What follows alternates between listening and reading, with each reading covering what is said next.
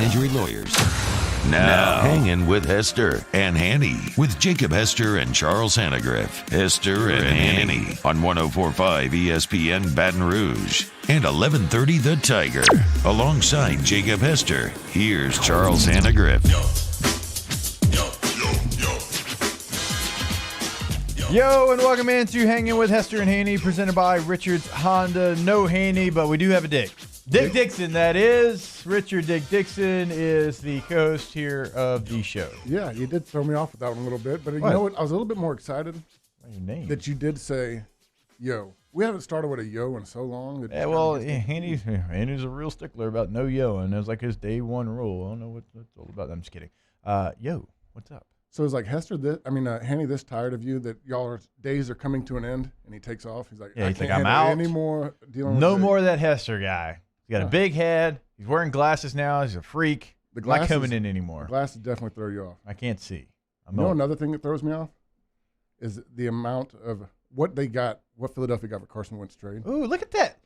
You're like a radio pro. I listen to so much radio, man. I'm getting good at it. You find a way to just come back to the top story that we're talking about here. And actually, I'm glad that we do have this story. There you go. Thank you, Cade. Cade was in, and Paul and of course, here on the ones and twos. It broke right when we finished up OTB, and I'm like, oh man, this is going to be a good story. What's going to be the draft, the draft haul that they get back for Carson Wentz? I was like, a third rounder, a conditional second rounder that maybe can turn into a first rounder. Remember, the Eagles wanted the same deal that Matthew Stafford got, right? They wanted the Rams package. Boy, they didn't get that, and they didn't even get a first rounder guaranteed in this return for Carson Wentz. Is the market that off with Carson Wentz, or do you think that his people have kind of made it known where he would go and where he wouldn't? Because there's probably somebody that offered more, and it was a bad situation. He's like, look, I'm just going to be as miserable there as I am here. You're going to get the same product. I'm not going to be very good. Do you think? To me, it seemed like it had to have been pushed because you go to Carson Wentz 2 years ago. He was almost MVP. His biggest problems have been lingering injuries. This past year was the first one that he was just really bad without injuries. I think it was a market that was probably slim, and I mean that because it was going to take almost like a contender to be able to take on the money that Carson Wentz had tied to his name. Yeah. Like, you're not going to be a team that's 7-9 last year, and he's not going to be the piece that puts you over the top. Okay, well, I'm not paying that kind of money for him. But if you're the Colts and you just finished 11-5 and really had an opportunity to beat Buffalo in the playoff game, you'll make that deal, especially if it's going to be a third rounder and maybe a second rounder, right? That's value for them, and they're not far away. Like, they're a couple of pieces away. If you get the 2017, 2018 Carson Wentz, they're there. That's a guy that could push him in. Hey, let's see. Trivia question. Who was the coordinator for the Philadelphia Eagles when Carson Wentz was on his MVP-type season? Somebody with the Colts. Frank Reich, the head coach of the Indianapolis Colts. They know each other. You don't make this deal, right, if you don't feel comfortable in what you can do with Carson Wentz. We saw Frank Reich take Phillip Rivers, who he had a relationship with from the Chargers, right? He was a coordinator there. He knew him. Phillip comes in. They're 11-5. Phillip plays well, okay? Now you go get a younger quarterback in Carson Wentz that when he was with you, he was playing at an MVP level, okay? Now you bring him to the Colts. And these coaches, as you well know, Richard, I can be the guy that fixes him. I can get him back on track, right? He was best when he was with me. Don't look at what he did with Doug Peterson, right, at the helm. Look at what he did with me when I was the offensive coordinator, right? They've got that part of it to him. So the familiarity between the two makes a lot of sense for the Colts. Is that the most important relationship in all of sports? The head coach in football and the quarterback. To me, it seems like it has to be. They have the most success when you have two coaches paired together.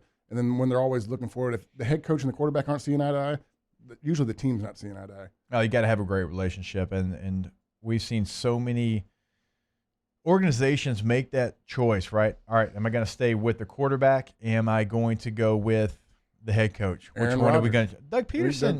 Doug Peterson did, but then they trade the guy. Yeah, then they trade Carson Wentz, and it seemed like they picked the quarterback, and Philadelphia's like, no, we're just going to get rid of both of them. Starting fresh. It's definitely the next thing in the quarterback carousel to happen. We've been hearing over the last couple of weeks that something was going to happen. I'm surprised by the return. I thought they would get at least, if not a first-round pick, 2 2s or a 2 or 3 in a player, just because the NFL is so quarterback thirsty this offseason that you have the ability to maybe get more for a player like Carson Wentz because there's so many teams that are looking for a quarterback. You have other suitors for every quarterback. Yeah, no, I mean, it's an issue. I thought they'd get more. I thought that it was going to be at least a first-rounder, and maybe not this year, but a first-rounder for next year's draft. To me, that was just the biggest shock, is the value wasn't there for Wentz. What do you think happens? Okay, what do you think happens with, let's look at the Colts, let's look at the Eagles. The Eagles now looks like Jalen Hurts, although they could select a quarterback in the top 10, and now we know the Colts, it is going to be Carson Wentz. Their quarterback, Jacob Eason, is going to be the backup. Looking at both teams, how do you think both teams fare with the new quarterback? I think the Colts win. I mean, the Colts, like you said, are kind of ready to be there. You had Phillip Rivers come in, you win 11 games, make it to the playoffs. And then you're going to get a younger guy that is as good as they are when he's healthy. I mean, this past year, of course, didn't work out, but you know what you've seen, and once you flashed it in the NFL, you know that there's always potential to get back there. So I think that he gets with a guy he's familiar with, a guy he's comfortable with as his head coach, and they have the most success out of the deal. All right, so the quarterback carousel has been so interesting. Yesterday, we talked about, obviously the plan is Jameis Winston takes over for the New Orleans Saints, and it was almost like but what if he doesn't? Like, we're assuming that Jameis Winston is going to sign back with the Saints. We're assuming that another team's not going to offer him more money, right? We're assuming be a bad deal. A lot of things, right? We're almost like, it's fine. The Colts were another team that I thought could throw some more money at Jameis, so it's good to see Carson Wentz now is in their plans and not Jameis. But the Saints right now, we've all been in a situation where we think we know what's going to happen. If Jameis Winston decided to go to another team, the Saints drafting a quarterback at 28, how much sense does that make for you? Because you're probably talking about the 5th best quarterback in the draft. Do you think the Saints would have to move up? Got to move up. Everything that I've heard on you guys' radio stations this week is a lot of Mac Jones talk to the Saints. Jones. But he's a guy that has to, you're not going to see him at 28. You're not going to see a quarterback that far in the draft. But I think that, what you're hearing out of Sean Payton and what they're saying in New Orleans is that they want to make Winston the starter. They just got to get to it financially, and I'm not sure what that's going to cost. I mean, I don't know what idea of the market value that Jameis Winston's looking for. Well, Phil Yates actually put out a really good article, and we talked about it this morning, where he thinks all 32, which quarterbacks will be starting for all 32 teams, and he had Jameis Winston starting for the Saints, right? So it would be completely shocking if he wasn't. Yeah. Right, because when you look at all of the quarterback carousel that we've talked about, it's almost like every team has kind of had a plan going into it, and they don't want to go away from that plan. Like in this article, before this news broke, he had Carson Wentz as the Colts starting quarterback. Yeah. Right? And a lot of people had Matthew Stafford as the Rams starting quarterback. Like, that was something a lot of people predicted. It's almost like, okay, we've got our guy. We know what we can do financially. We know what we can give up as far as assets. We know where our team's at, and this is going to be the guy that's going to be our quarterback. And everybody's kind of got their guy in their pecking order. Where did he have Deshaun Watson on that list? Carolina. Really? Okay. The Carolina Panthers. So do you think, how long do you think it takes to get that done? Because Houston, of course, is going to say that they're going to do everything to keep him. But do you want a quarterback on your team that doesn't want to be there? And in sports, everybody knows you don't want a guy on your team. I don't care if it's the quarterback, running back, offensive lineman. If you don't want to be there, we don't want you. Because it just makes it so awkward in the locker room as far as building that chemistry and everybody fighting towards the same thing, pulling on the same side of the rope. I just don't know, with everything that's being said, how much of it is real that they could actually keep him. Well, remember Deshaun Watson in his contract. I mean, he would be fined, and now you have to pay that fine if you miss training camp. It's no longer the old system where, it kind of goes. Bad enough, it kind of goes away. No, you have to pay that fine now under the new agreement, and if he retires, he forfeits, I believe, $24 million. Ooh. And nobody's going to do that.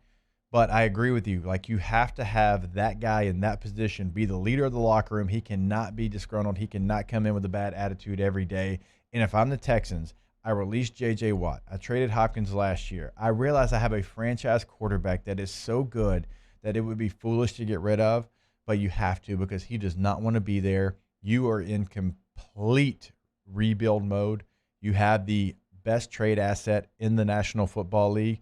Get everything that you can, hit reset, and rebuild your organization. If Carolina's going to give you what you ask for, and you potentially could get, maybe you get Teddy Bridgewater in return. Maybe you get Christian McCaffrey in a package. I've seen that floated out there. 2 1s, a 2, and Christian McCaffrey. If you're offering me that, okay, let's talk. I'll have that discussion because it's foolish to not pick up the phone. No, I mean, you got to pick up the phone. I just think there's so much more value than 2 1s in Christian McCaffrey. Christian McCaffrey's a great player. He stayed injured a lot. That's a minimum. Yeah, and he's a guy. He's a running back, and when you're a running back in the NFL, it pains me to say it. Let me say it. Okay, you say it. So it doesn't hurt as bad. You can find running backs in like the 2nd, 3rd round that can impact your team. You don't have to have a bell cow. You can find them off, a lot of free agent running backs. I mean, as long as it fits your system. Let me have 2nd and 3rd round, please. You can have 2nd and 3rd. But to me, I just don't see that value in a Deshaun Watson now. When you're in their situation and you got to move because he's really giving you no option. I mean, there's no way that he can, unless he's going to say, guys, I've sat down with ownership. We're all on the same page. Yeah. I mean, everybody's going to know it's BS. But, I mean, there would have to be something that huge happen. To me, it's interesting because I think that's the one piece everybody's waiting to see where it happens before all your other little pieces fall. I thought they would wait. Everybody would wait. I thought everyone's going to wait till they see where Deshaun Watson ends up. I thought that would be, okay, here's the piece. Here's what's going to happen. There's a value out there where the Colts have taken, the guys who've taken their picks, they said, we can't afford him. Yeah. We're just not going to do it. There's obviously been that pushed out to everyone, or they would have waited. Huge win for the Colts, right? No doubt. You get a quarterback that your head coach had success with. You only give up a 3rd in a conditional 2nd round pick that probably is not going to turn into a 1st round. Even if it, at worst, if it turns into a 3 this year and a 1 next year, and Carson Wentz plays well, okay. I mean, Brad Johnson back in the day in 1999, the Redskins gave up a 1st, 2nd, and 3rd round pick to get him from the Vikings. I mean, that's back 20-plus years ago, and that was the haul. So if you can get a starting quarterback at an elite level for a 3rd and a 1st, sign me up. I think every team will do it every year. All right, we will take a break. Still more quarterback news and stuff to break down here as the NFL carousel is at its all-time peak. Maybe only 1999 is the only year I can think that there was more movement at the quarterback position in the NFL. Of course, LSU basketball was set to play Ole Miss. That game did get postponed, which I think turns into a cancellation. Baseball gets moved from Friday to Saturday. Softball had a game at 11 a.m. yesterday. We've got a lot to recap here on Hangin' with Hester and Hanny, presented by Richard Honda. Hangin' with Hester and Hanny. All right, we are brought to you by Patient Plus Urgent Care Clinic. You can find them online at patientplusuc.com. There, you can actually check in online. Get your appointment right there online. Check in. So when you go to one of these 6 convenient locations across the Baton Rouge area, they are ready for you. And they've got one convenient to everyone in the area. And remember, they're not just your typical urgent care. They can handle so many different things, including, like, look, if you want to go to X-ray, if you've got a cold and you've got all these, of course they can handle that. But don't forget your sprains, your strains. If you want to go get a sports physical, right? If you're playing basketball, if you're playing soccer, if you're playing baseball here coming up in the spring, they can handle that over at Patient Plus. Again, the website, patientplusuc.com. You can visit the 6 locations across the area. You can also check in online. Do not forget that as we let off here. That's Patient Plus Urgent Care Clinic. Get in and get better. We opened up the playbook and expanded our coverage. Listen daily in high definition on 98.1 HD2. We are 104.5 ESPN Baton Rouge. It started in a tiny showroom with checkered floors and just a few cars, which is very different than now, but the Richards Honda philosophy has not changed. Be kind, be completely transparent with our pricing, and above all else, give customers fanatical care. You know, Richards Honda being around for 50 years is so important to everyone around here, and we're all super proud to be a part of that history. Come celebrate the 50-year anniversary of Richards Honda, I-12 at Millerville Road and richardshonda.com. I've been doing business with Luba for 25 years. They're dependable, trustworthy. It's just the attention to detail with our clients. Our folks have years and years of experience. They're highly trained professionals. But many companies have that asset. What I'd like to think makes Luba a bit different is that we use those talents in a way that truly is dedicated to serving the needs of the folks who depend on us. This isn't just another day. It's so much more. Kelly's life was put on hold when her auctioneer primary care doctor discovered a rare blood disorder. Her doctor connected her to an auctioneer care team of cancer, heart, and kidney specialists. With multiple primary care locations around Baton Rouge, same-day appointments, and online scheduling, we're relentless about keeping you healthy. Auctioneer Baton Rouge, innovating healthcare for Kelly. 50 years ago on Easter Sunday, Breck's Baton Rouge Zoo proudly opened our doors, and we've been hopping ever since. 5 decades of connecting people with animals, teaching our community about the problems facing wildlife and how we can help, and working with zoos across the world to protect endangered species. Today, our future is taking flight by stretching the possibilities of what your zoo can become, while we keep it fun and affordable for everyone. Thanks for coming along. Starting in 1974, Central Plumbing has served Baton Rouge and surrounding areas for all of their plumbing needs. Through these tough and trying times, we want you to remember that the Payne family is here to continue to support and serve you. As a multi-generational business, there is no job that is too big or too small. Residential, commercial, industrial, hospitality, we're here for anything you need. 24/7, 365. Give us a call, 225-925-8552. At All-Star Toyota, you get it all. If you're in the market for an all-new Toyota vehicle, come see our friendly and knowledgeable sales team at All-Star Toyota. Located in Baton Rouge at the corner of Airline and Goodwood, we've been serving our community since 2005 by offering a large selection of new Toyota cars, trucks, and SUVs. Get behind the wheel of your dream car and take a test drive at All-Star Toyota today. Hey, it's Matt Moscona inviting you to join us for Thursday's AFR, presented by the Aesthetic Medicine and Anti-Aging Clinics of Louisiana. NFL free agency inches closer, and we got a full hour of football talk with Mike Detillier. Join us 3 to 6, 104.5 ESPN Baton Rouge.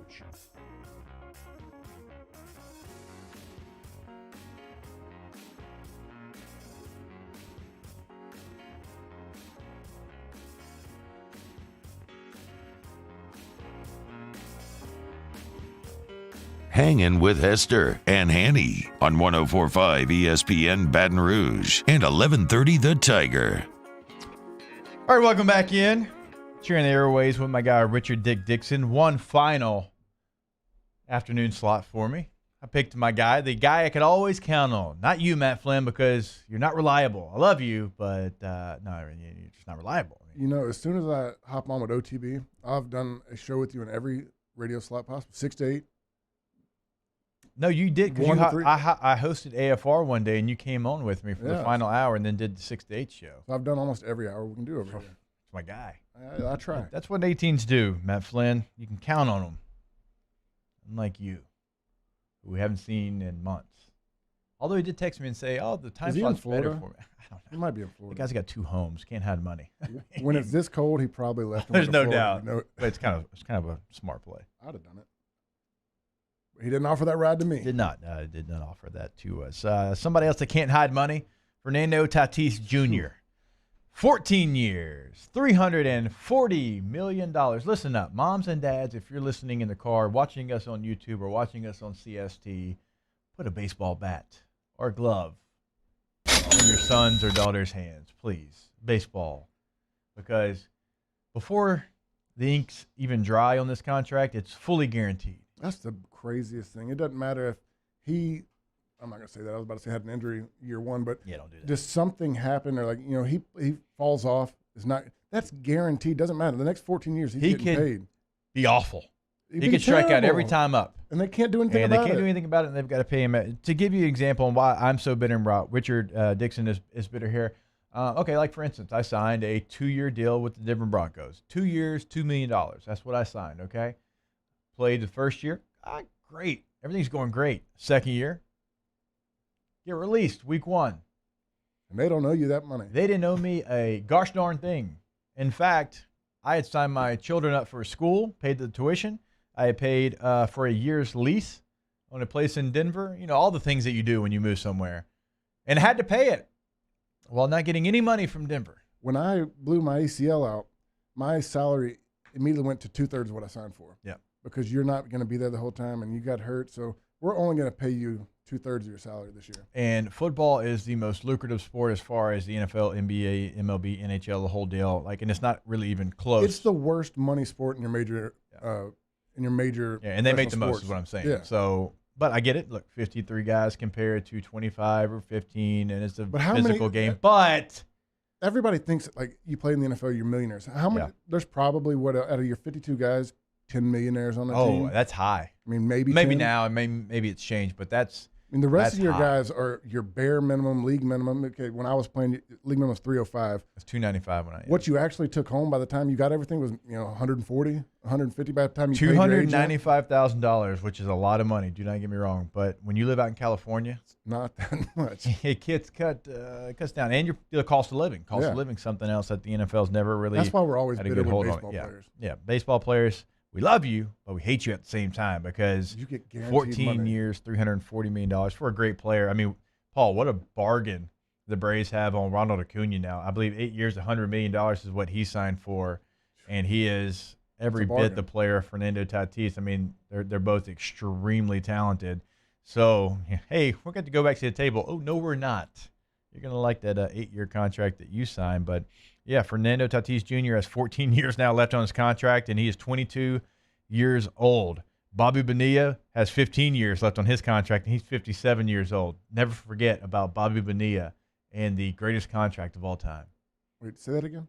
Bobby Bonilla has 15 years still left in that deal with the Mets, and he's 57 years old. He's going to continue getting paid until he's 72. They deferred the money, man. He gets like $1 million every single year. Baseball, put a bat in their hands.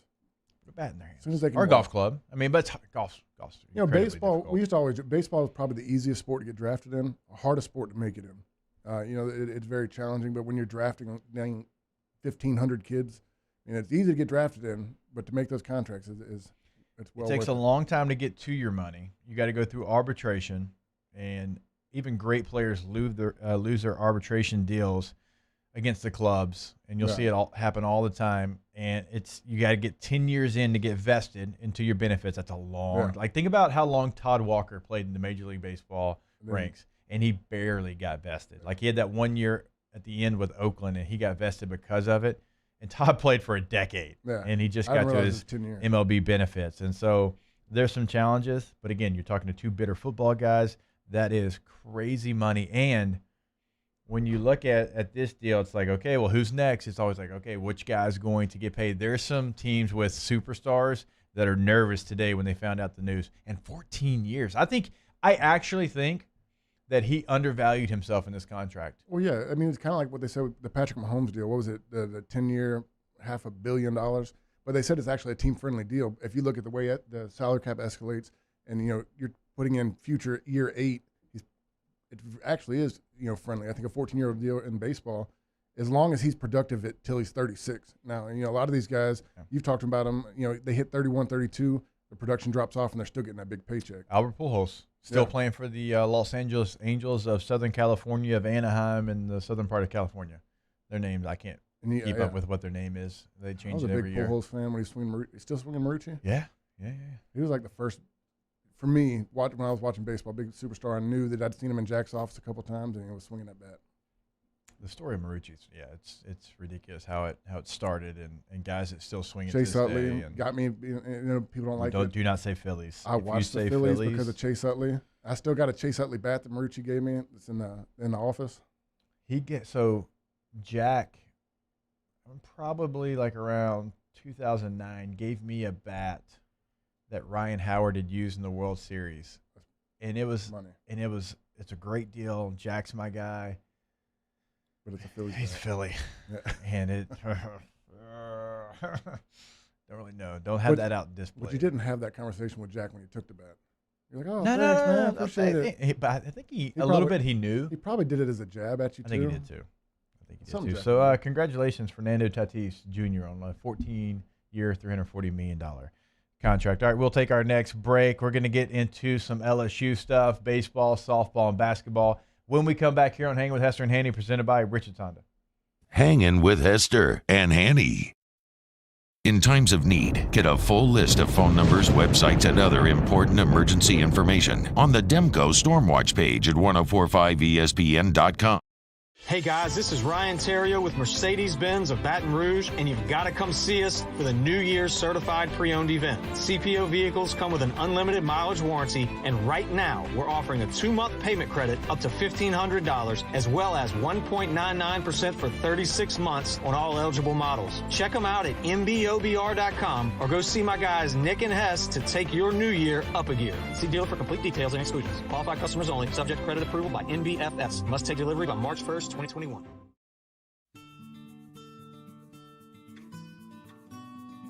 This is a house call. This is a follow-up appointment. This is a diabetes checkup. This isn't just more convenient care, it's more advanced care.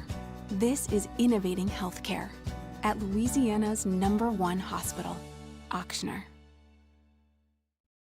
Are you a licensed contractor? There's lots of good contractors in Louisiana doing work the right way, but unfortunately, too many unlicensed contractors are working outside the licensing requirements. Working as a contractor in Louisiana requires a license for the company doing the work. The Louisiana State Licensing Board for Contractors wants to help you get licensed to allow you to conduct work legally. It's not difficult to get the license. We can help you. Go to lacontractor.org for more information.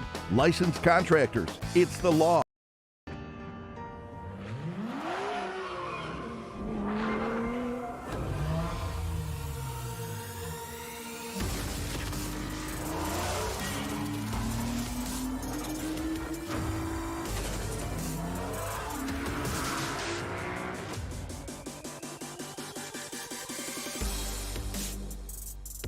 Acura of Baton Rouge for attractive offers on the MDX.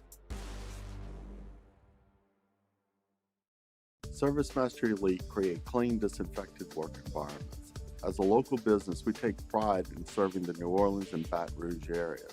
Our cleaning protocols follow CDC and OSHA standards for healthcare settings, offices, senior living, restaurants, and industrial plants.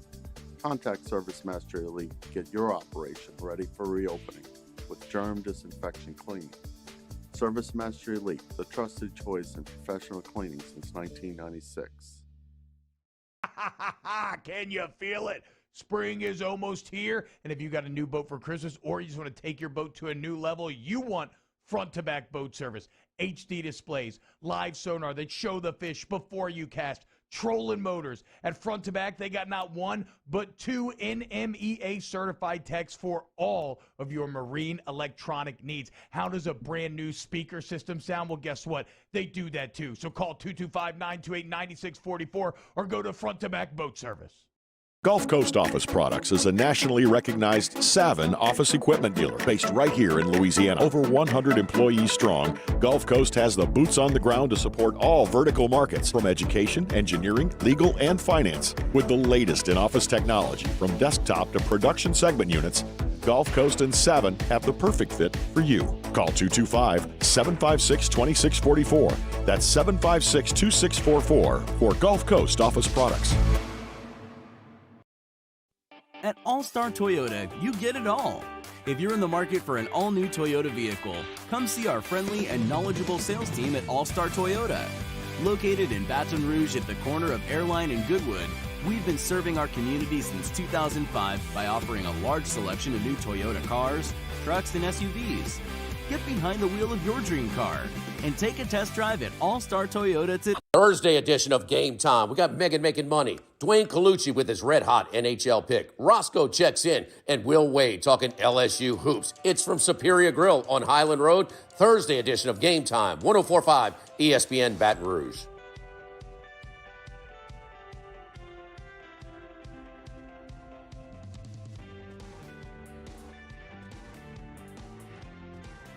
Hangin' with Hester and Hanny on 104.5 ESPN Baton Rouge and 1130 The Tiger.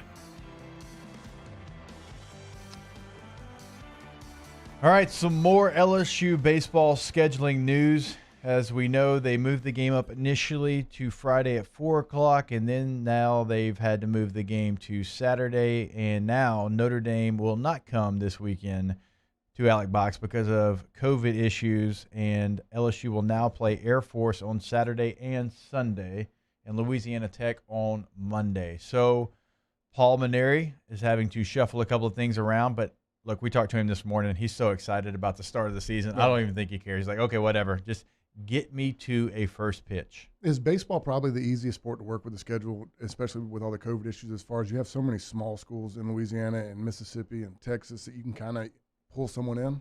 It's funny you say that because we've actually had that conversation. We asked him this morning. He said, yeah, normally that's a great point. But he said, right now Louisiana Tech's got 10 inches of snow in Ruston, which is that's very mind-boggling. But unusual. It is unusual. But to your point, you've got Southeastern, you've got UL Lafayette, you've got McNeese and Nichols and Tulane and Louisiana Tech, and Northwestern State. When you got the I-10 corridor all the way down to Pensacola within 3 hours with a bunch of schools up and down the road. Don't forget I-20 and I-49. Like, there you go again. You're forgetting about North Louisiana like everybody else does. Well, that's Southern Arkansas? No. 1 mile closer, Baton Rouge to Mississippi than Shreveport to Arkansas. Is it really? Yes. Okay. So you're claiming Mississippi now? No. Oh, no. I said Baton Rouge is. So everybody from Baton Rouge. All I was saying was give the me amount East of Texas at least. The, My the gosh, South Southern Alabama. Arkansas. Come on. No, because everybody wants to be from Texas. I'm not going to give you that. I'm just talking about Southern Miss, UAB. Then you got your Jackson schools, your Millsaps. I mean, there's just so many little schools. It's not like LSU's not going to go play Millsaps in a little issue. But baseball, it's kind of common. It's a midweek game. Also, some news this morning with Paul Mainieri when he was on with me and T-Bob. LSU is likely to start freshman Will Helmers at third base. He also pitches, by the way. He moved there last week, and he said, look, he kind of blew us away. Like, we weren't expecting it to happen, but he's going to be the starting third baseman. He also added that Zach Arnold and Drew Bianco will split time at shortstop until one wins the job. We talked about it yesterday. Drew Bianco, of course, we all know who he is, and we've known that he's had a little bit of struggles. He put his name into the portal, took it out of the portal, doesn't have a shortstop body. And I'm not saying that in a mean way. He's kind of built like I am. Doesn't have a shortstop body, though. So he's played at the high school level, but apparently they like what he can do with his bat. And if his bat, when it's on, like we've all seen it. We've seen it in the fall. We've seen it in spurts. When it's on, he's got some pop to him. So I would assume that is the reason they're rolling him out there. Hasn't named a starter yet. Going to kind of alternate this weekend to see which one can go out and win the job. Do you feel a little bit extra amped up for baseball season this year? It's just because, when did COVID get canceled, like right opening SEC weekend? You're on the bus to Ole Miss. Yeah, on the bus. Like, Miss. Paul had to go get them off the bus to Oxford and say, guys, we're not playing. And we all thought, okay, 2 weeks, 3 weeks, maybe May. I remember the biggest COVID hit that we got when they said they were going to go ahead and cancel Omaha. And I was like, wow, they're looking that far out at this point. But yeah, I feel a lot of people are really excited about baseball this year just because it seems like we didn't get the SEC play last year. We had a lot of guys we were excited to see, coming back. Yeah. Now you've got a team full of guys that feel like they've been there for 5-6 years. I mean, you're talking about Matthew Beck. I feel like he was playing when we were there. But I'm excited. He was DJ Chark's high school quarterback, and DJ just finished, if I'm not mistaken, his third year in the NFL. Yeah. That's pretty good. So I think, golly, really? He was in there the same class? I think they are. Maybe 1 year difference, but just to kind of give you an idea of how old my man is. But he's still playing. He's going to be a key piece to it. And I don't want that to get understated. This is a guy that you can bring in that is as veteran as anyone. Like, he's been through all these different situations for a long time. And when you can trust the guys that you have in the 6th, 7th, 8th, and 9th inning as a coach, it gives you so much flexibility, and that's what he has. Yeah. And, I mean, Devin Fontenot can go multiple innings. He can go 8 and 9 if you need him to. When he came in to close, or maybe a year or two ago, when he pitched that phenomenal 6 innings at the back end, and he just had a hell of a game. Everybody got real fired up. So now you're talking about Fontenot back. You feel really good about your closing. Vittmeyer, Hilliard. Relievers. Hilliard's still there, too. That's the one I keep forgetting about. I mean, they got so many names that, we relied on as starters. Now that you're talking about is, your middle relief to closing. All right, we'll talk more LSU baseball, obviously, when Hunt Palmer comes in at 1 o'clock. I'm sure he is, outside of Matthew Musso, the second most excited person in Baton Rouge for LSU Baseball to start up. So we'll have that conversation. Let's transition a little bit now. LSU Basketball, they get their game. Their game is canceled as well, so scheduling conflicts all over the place. Their game was supposed to be Wednesday, gets pushed back to Thursday because of the weather. Then every game got canceled in the SEC for tonight. Now there's a full slate over the weekend, but as we've talked about over the last couple of days, LSU didn't need that game as much. We're talking 10 days ago, you have to do everything you can to play Ole Miss. But because they got two wins, Mississippi State at the time was quad one on the road, and then they get the win against Tennessee, you don't have to make that game up. In fact, I don't think they're going to make that game up. I know it says postponed and not canceled. Remember, Florida, Missouri still postponed as well. So you got 3 games you're trying to make up. So, and, you know, when you're talking about postpone versus cancel, it's kind of like leaving it out there just in case something arises where they have to play the game. But like you said, I think it's kind of the way they did with football. They were always going to leave an option open, you know, to play the game if it needed to be played. But most likely they'll get it canceled. I think more for Ole Miss, they probably wanted that game. Yeah. Because it would have definitely been a quad one opportunity for them at, you know, even at their own gym. Home games are obviously more difficult, but LSU, where they sit, I mean, they had the chance. And the run that Kermit Davis has his team on right now, they still have a chance to get into the NCAA tournament. And they really don't have to win the rest of their games. They can just do, you know, 4-1 down the stretch and still have a really good chance to make the NCAA tournament. And they're doing it with veteran players. Yeah. I love the fact that they've got Schuler out there as a senior. He has been, in my opinion, the most consistent guy, maybe in the entire conference. And I love when all these teams that have the one-and-dones, and there's nothing against one-and-dones, but you don't want to build your program off one-and-dones. You know, Duke has like 4 seniors and a one-and-done every year, it seems like. Well, Kentucky right now, when one-and-dones don't go right, this is what you deal with. You deal with what Kentucky's dealing with right now. Yeah. And so they've done it by adding veteran players. Now, they got some freshmen, obviously, that are talented in there, but they've done it with a veteran guard that is playing as well as anyone in the league. So Ole Miss needed this game against LSU more than LSU did. And the SEC and the SEC tournament is going to be very interesting because, man, you got a block of teams right there from like 2 to 6 that feel like the same basketball team. Do you feel like that LSU's been playing, you know, better with the more time they've had off? I feel like ever since they had the game canceled 2 weeks ago, and they came back, they played Mississippi State strong. Then they go back and play Tennessee strong. You got Darius Days back, who's healthy. The last 2 games, you know, have been enjoyable to watch LSU play again. I agree with you there, and typically you don't get these breaks. The football team actually benefited too. Yeah. Think about when the football team got breaks. They actually benefited from those breaks that they were able to get. And it's a challenge because we're so used, and we're creatures of habit. We're so used to having our schedule and knowing what to do and when to do it and how much we were going to have off.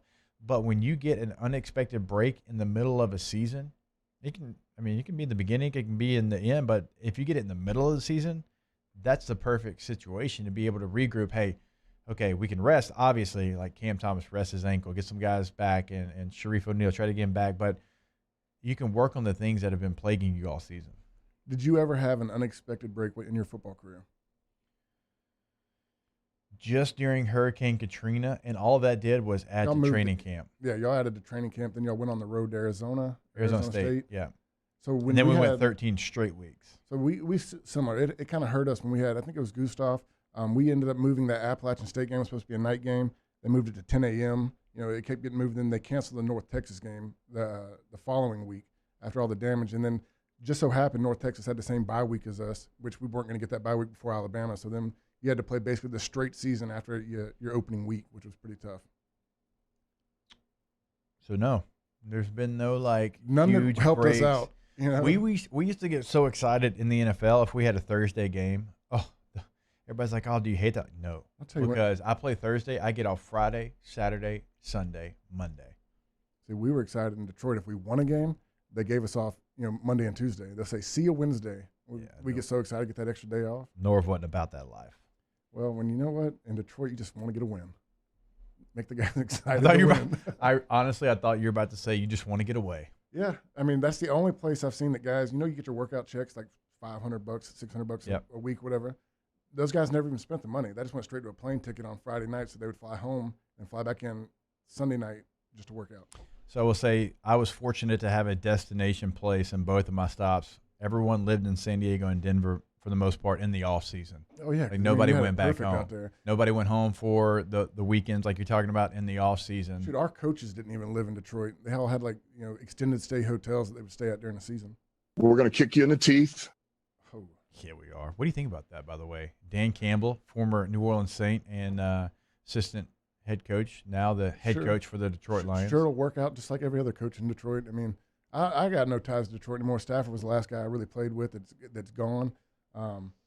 It's just why is that? Why is that? Okay, I can't understand. It's all about ownership. You played for a bad organization, and I talk about the Chargers, and we had some fun calling them the Bush League Bolts, but we were never less than 8-8 when I was there. And the Broncos, as far as at the time with Mr. Bolin when I was there, maybe one of the best run franchises in all of professional sports. So I never dealt with that. No. You went to a place that is notorious for being. And I don't understand it because we have decent facilities. You've been to the facilities. You had indoor facilities, nice gym, nice cafeteria. The owners were always around driving their little Mustang golf carts. All the Ford cars were all golf carts out there. You had good players, Matt Stafford, Calvin Johnson. We made it to the playoffs my second year.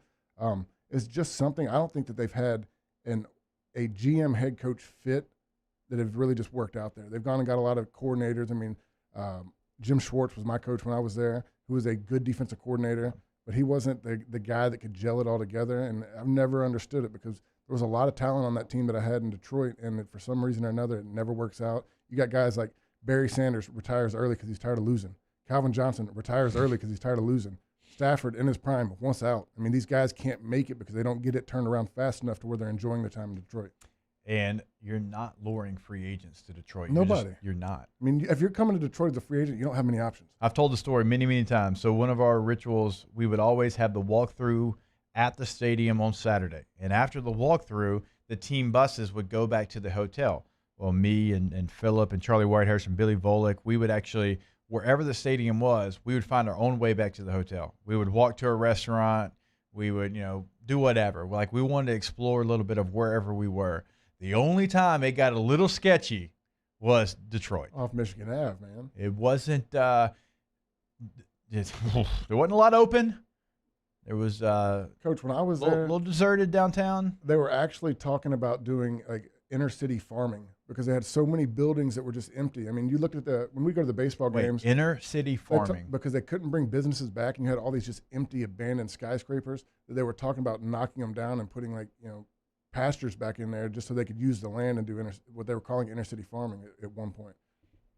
Can't think of a better time to break than inner city farming. We're going to bite a kneecap off. Yeah, ooh, you better. Strong. This from our guy Jacques Doucet. Paul Maneri says he's sitting on pins and needles as Air Force completes their COVID testing and prepares to leave for Baton Rouge. Air Force faces challenges just getting to their airport because of weather. Ooh. I mean, if the Air Force is having trouble finding a plane. I've had so many things today just in my work that are talking about it goes from COVID issues to weather issues. I can't send anything. Anything coming to the country right now out of California, your place that you talk about so highly of, is screwing me business-wise because the port's back 6 to 8 weeks. We can't get valves coming in through California. So now we're directing everything coming from overseas to come up through Houston because California is killing us right now. And then, of course, not only is it COVID issues now, I'm having delays because of Tulsa, Oklahoma, and their weather issues. I mean, it's just, I've heard why would you COVID count and weather. Why would you count on California? I don't know why the manufacturer shipped everything to come through the port of outside of Long Beach. Yeah, Long Beach. That is the worst deal. We have valves that have been sitting there since middle of January that Dow Chemical screaming for, Exxon screaming for, all these companies are screaming. I'm like, it's California. I mean, there's nothing we can do right now. Everybody's just blaming California. What movie was it South Park, Blame Canada? Yeah. Blame California for the valve issue that my man, as you see, he's got his business attire on today. He's trying to sell. He's trying to slang product. Valves and actuators. We need. But if your valves are sitting there at the port in Long Beach, that doesn't do him a lot of good. Doesn't do good. And I know everybody, you're listening in the plant right now. When things start to defrost today, people are going to go crazy because every water line and air line is going to have busted pipe and valves, and it's going to be busy in the next 2 days. Yeah, boy. Thank goodness that you were able to be here for our last Hanging with Hester and Hanny, though. We'll see. My phone keeps ringing at this rate. No, you committed, and you'll be here. Oh, he'll be here. It's the pancake breakfast. We do it every month. And on that note, we'll be back. Hanging with Hester and Hanny, presented by Richard Honda. Hanging with Hester and Hanny. GMFS Mortgage, GMFSmortgage.com, the Go Local Initiative. You know, they're so invested into this community that they've donated $10,000 worth of Visa gift cards, and they're giving them away at various locations that you can go to GMFSmortgage.com/go local, GEAUX local. These things make our community feel a little bit more homely, a little bit more comfortable for us. GMFS Mortgage talks about changing lives. They're talking about doing things like that for you. They're also talking about changing your monthly budget. I didn't think really when we were talking about this in the fall the rates could go much lower, but I was wrong. Right now, if you are at 4% or even maybe a little bit below that, you can possibly get lower. And that'd be on a 15 or even a 30-year mortgage right now. There's lots of possibilities. Sit with a counselor from GMFSmortgage.com and discuss those goals. Do what I did, do what thousands of others have done, and start your financial journey at GMFSmortgage.com. Off the Bench, Hanging with Hester and Hanny, after further review and more, are all live daily on the 104.5 ESPN Baton Rouge YouTube channel. Subscribe now to interact with us inside the live chat driven by Bayou Ford. Have you been issued a ticket for texting, speeding, or other traffic violations? Have you made a mistake? We all have. You're not a bad person. Call the law offices of O.C. Brown at 225-343-1111 or connect with us online at ocbrown.com. This isn't just another day. It's so much more.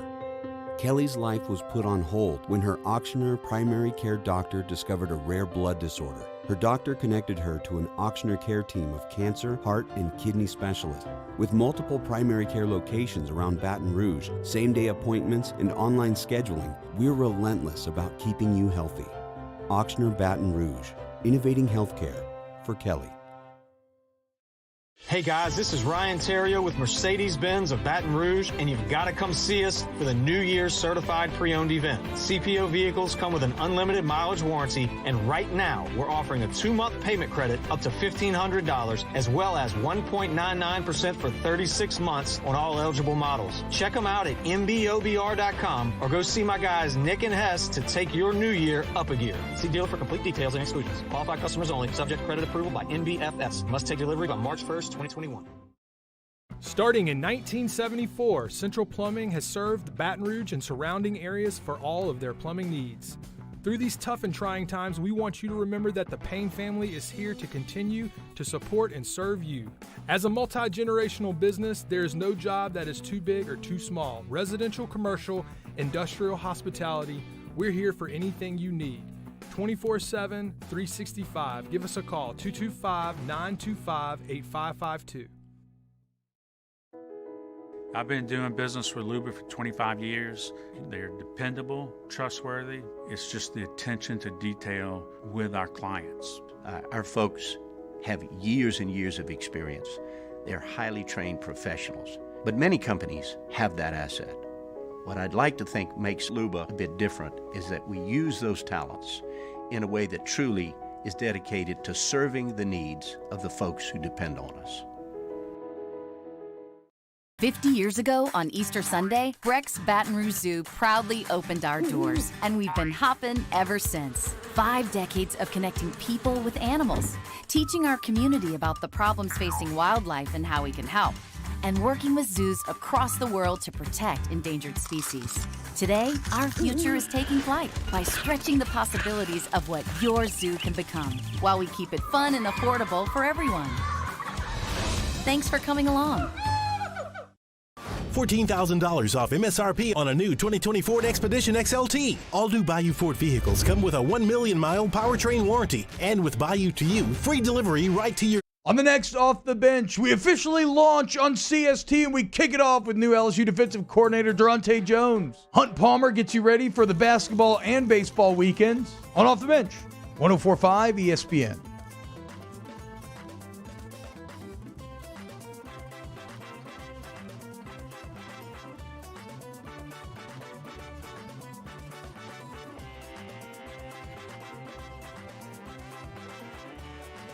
Hangin' with Hester and Hanny on 104.5 ESPN Baton Rouge and 1130 The Tiger.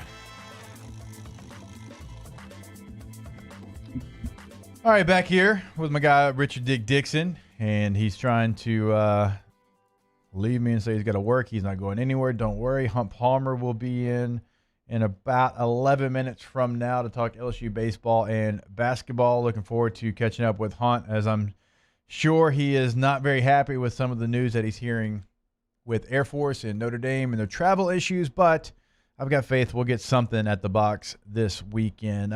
Staying in baseball, Tim Tebow, as you mentioned earlier, Richard, has decided to retire from professional baseball.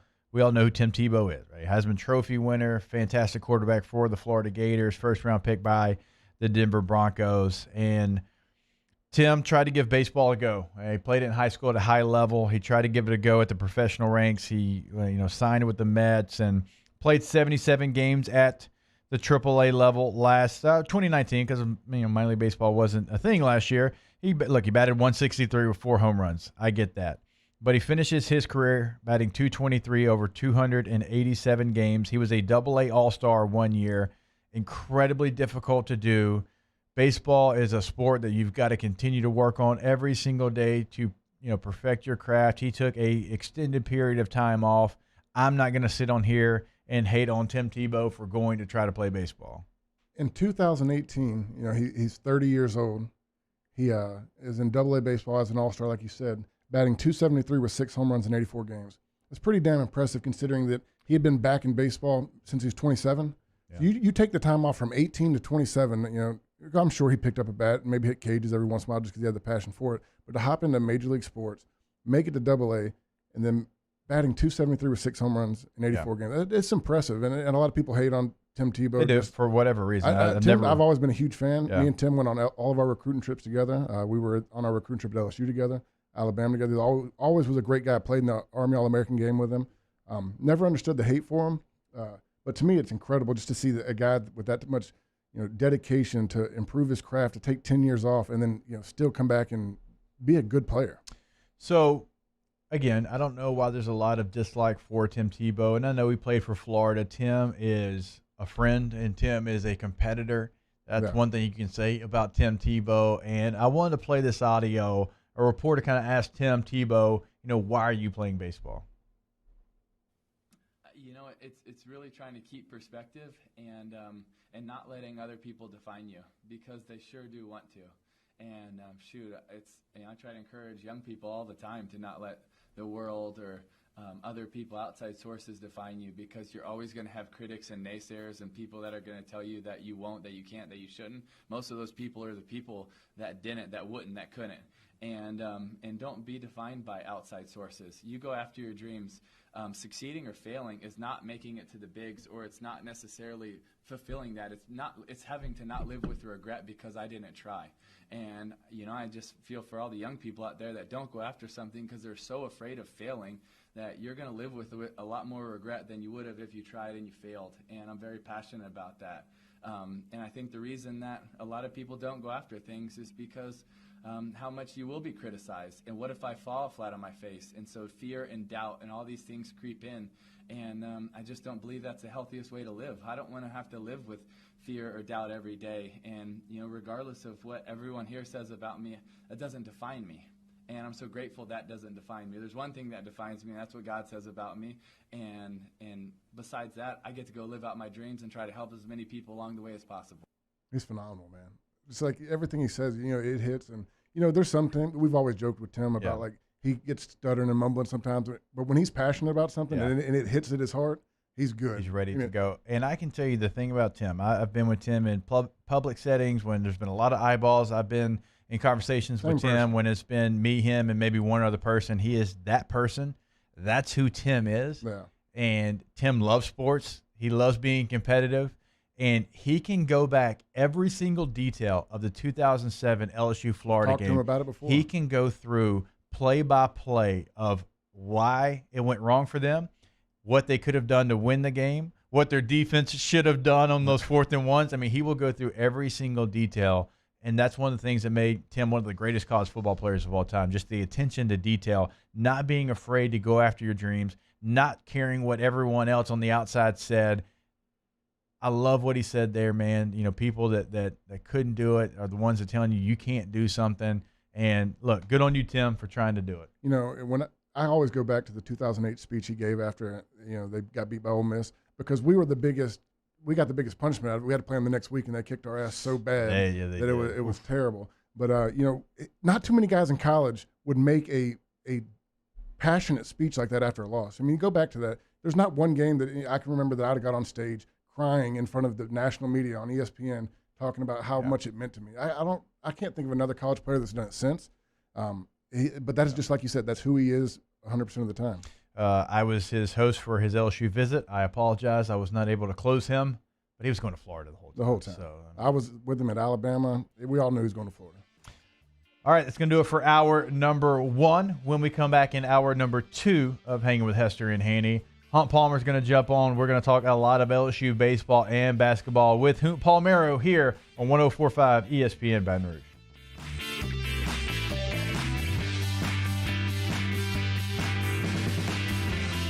Hangin' with Hester and Hanny. This is a house call. This is a follow-up appointment.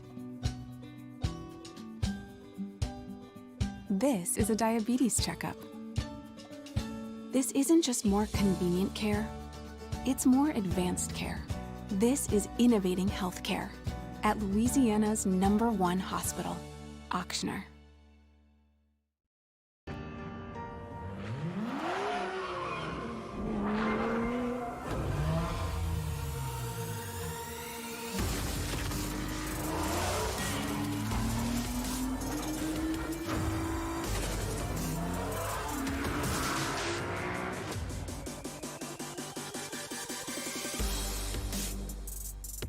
Acura of Baton Rouge for attractive offers on the MDX. Gulf Coast Office Products is a nationally recognized Savin office equipment dealer based right here in Louisiana. Over 100 employees strong, Gulf Coast has the boots on the ground to support all vertical markets from education, engineering, legal, and finance. With the latest in office technology from desktop to production segment units, Gulf Coast and Savin have the perfect fit for you. Call 225-756-2644. That's 756-2644 for Gulf Coast Office Products. ServiceMaster Elite create clean, disinfected work environments. As a local business, we take pride in serving the New Orleans and Baton Rouge areas. Our cleaning protocols follow CDC and OSHA standards for healthcare settings, offices, senior living, restaurants, and industrial plants. Contact ServiceMaster Elite to get your operation ready for reopening with germ disinfection cleaning. ServiceMaster Elite, the trusted choice in professional cleaning since 1996. Can you feel it? Spring is almost here, and if you got a new boat for Christmas or you just want to take your boat to a new level, you want front-to-back boat service, HD displays, live sonar that show the fish before you cast, trolling motors. At Front to Back, they got not one, but 2 NMEA certified techs for all of your marine electronic needs. How does a brand new speaker system sound? Well, guess what? They do that too. So call 225-928-9644 or go to Front to Back Boat Service. Are you a licensed contractor? There's lots of good contractors in Louisiana doing work the right way, but unfortunately, too many unlicensed contractors are working outside the licensing requirements. Working as a contractor in Louisiana requires a license for the company doing the work. The Louisiana State Licensing Board for Contractors wants to help you get licensed to allow you to conduct work legally. It's not difficult to get the license. We can help you. Go to lacontractor.org for more information. Licensed contractors, it's the law. At All-Star Toyota, you get it all. If you're in the market for an all-new Toyota vehicle, come see our friendly and knowledgeable sales team at All-Star Toyota. Located in Baton Rouge at the corner of Airline and Goodwood, we've been serving our community since 2005 by offering a large selection of new Toyota cars, trucks, and SUVs. Get behind the wheel of your dream car and take a test drive at All-Star Toyota today. 50 years ago on Easter Sunday, Breck's Baton Rouge Zoo proudly opened our doors, and we've been hopping ever since. 5 decades of connecting people with animals, teaching our community about the problems facing wildlife and how we can help. and working with zoos across the world to protect endangered species. Today, our future is taking flight by stretching the possibilities of what your zoo can become, while we keep it fun and affordable for everyone. Thanks for coming along.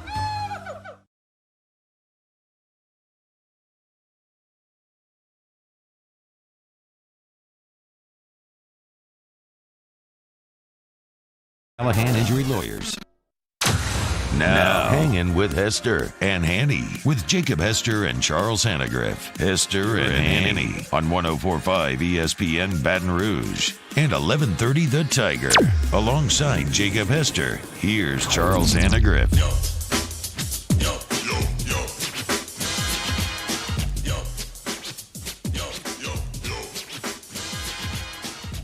All right, welcome in hour number 2 of the show here. We've added a hoot to the Dixon co-host chair here. What's up, hoot? Not a ton. Trying to get some things done here. You slanging insurance like he's slanging valves? We're working on that. We're trying to get things done because as of Thursday of next week, I'm checking out. He's got a busy couple weeks coming up. Yeah, he does, but he gets to go to Miami. It's true. Not 30 degrees there. It's not. I think it was 82 today. Yeah. I saw Gus Malzahn in Orlando say it was 86. Wedding in Miami? No, honeymoon's in Miami. It's really the only place we could go. We tried to do Jamaica. They're closed, so we're like, we're just staying in the States. How about that? Did you ever think you'd say, that country's closed? Well, no, Jamaica's closed. They closed at 6. Couldn't get there till 7:30. You know what? I've heard a lot of that in the last year. This is closed. You know, our factory's shut down for the next 3 months. Can't do anything. Cause Not a lot great. of issues. Okay, let's get to something that we think eventually is going to happen. That's LSU Baseball. We think. Yeah, so there's really not much evidence to support that, but I think. Hey, their game that was scheduled for Friday got moved up, then it got moved to Saturday. Now Notre Dame has a COVID issue. Air Force, they can't find a plane. Apparently, they got their COVID testing Air coming Force up soon. can't find a plane? Yeah, right. Yikes. So, but Just let the shortstop fly it. Who cares? They're all pilots. But hopefully we have some baseball over at the box this weekend. And Paul did kind of break some news with us on OTB. Some interesting stuff. How about that? Third base, Will Helmers. Look, I haven't seen any of this, okay? Anytime someone says look.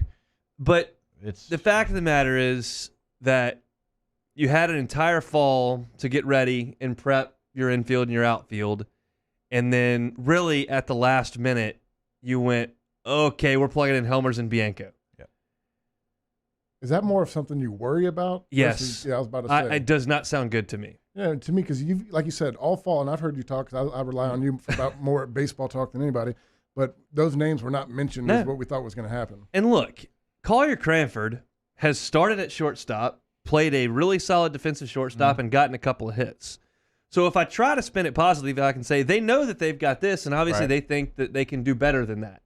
Maybe Bianco is swung the bat so well that they're going, well, we're not taking Beloso out of the lineup, and we're not taking Dugas out of the lineup, and the only other place, we don't really have anywhere else for Bianco to play, but he's played shortstop before, and we're not crazy about the other guys right now offensively, and the defense hasn't been great. We'll just put him there. I mean, I can try to work my way to a positive, but more so I'm kind of looking at it going, he's so uncomfortable with the way that Thompson's playing on defense at third as a freshman. He doesn't think Arnold's quite there at shortstop and not confident in him, and he doesn't think Cranford's the answer, and that seems more realistic. Again, I don't know, but I'm just reading tea leaves from the outside. We'll have actual things to look at once they go play, but until then, it's just speculation. I mean, we've seen Bianco really have success, but it's just been inconsistent. Like, we know that it's there. Like, we know the pop is there. And when I say we've seen it, I mean, fall ball is I'm not even talking about really game situations.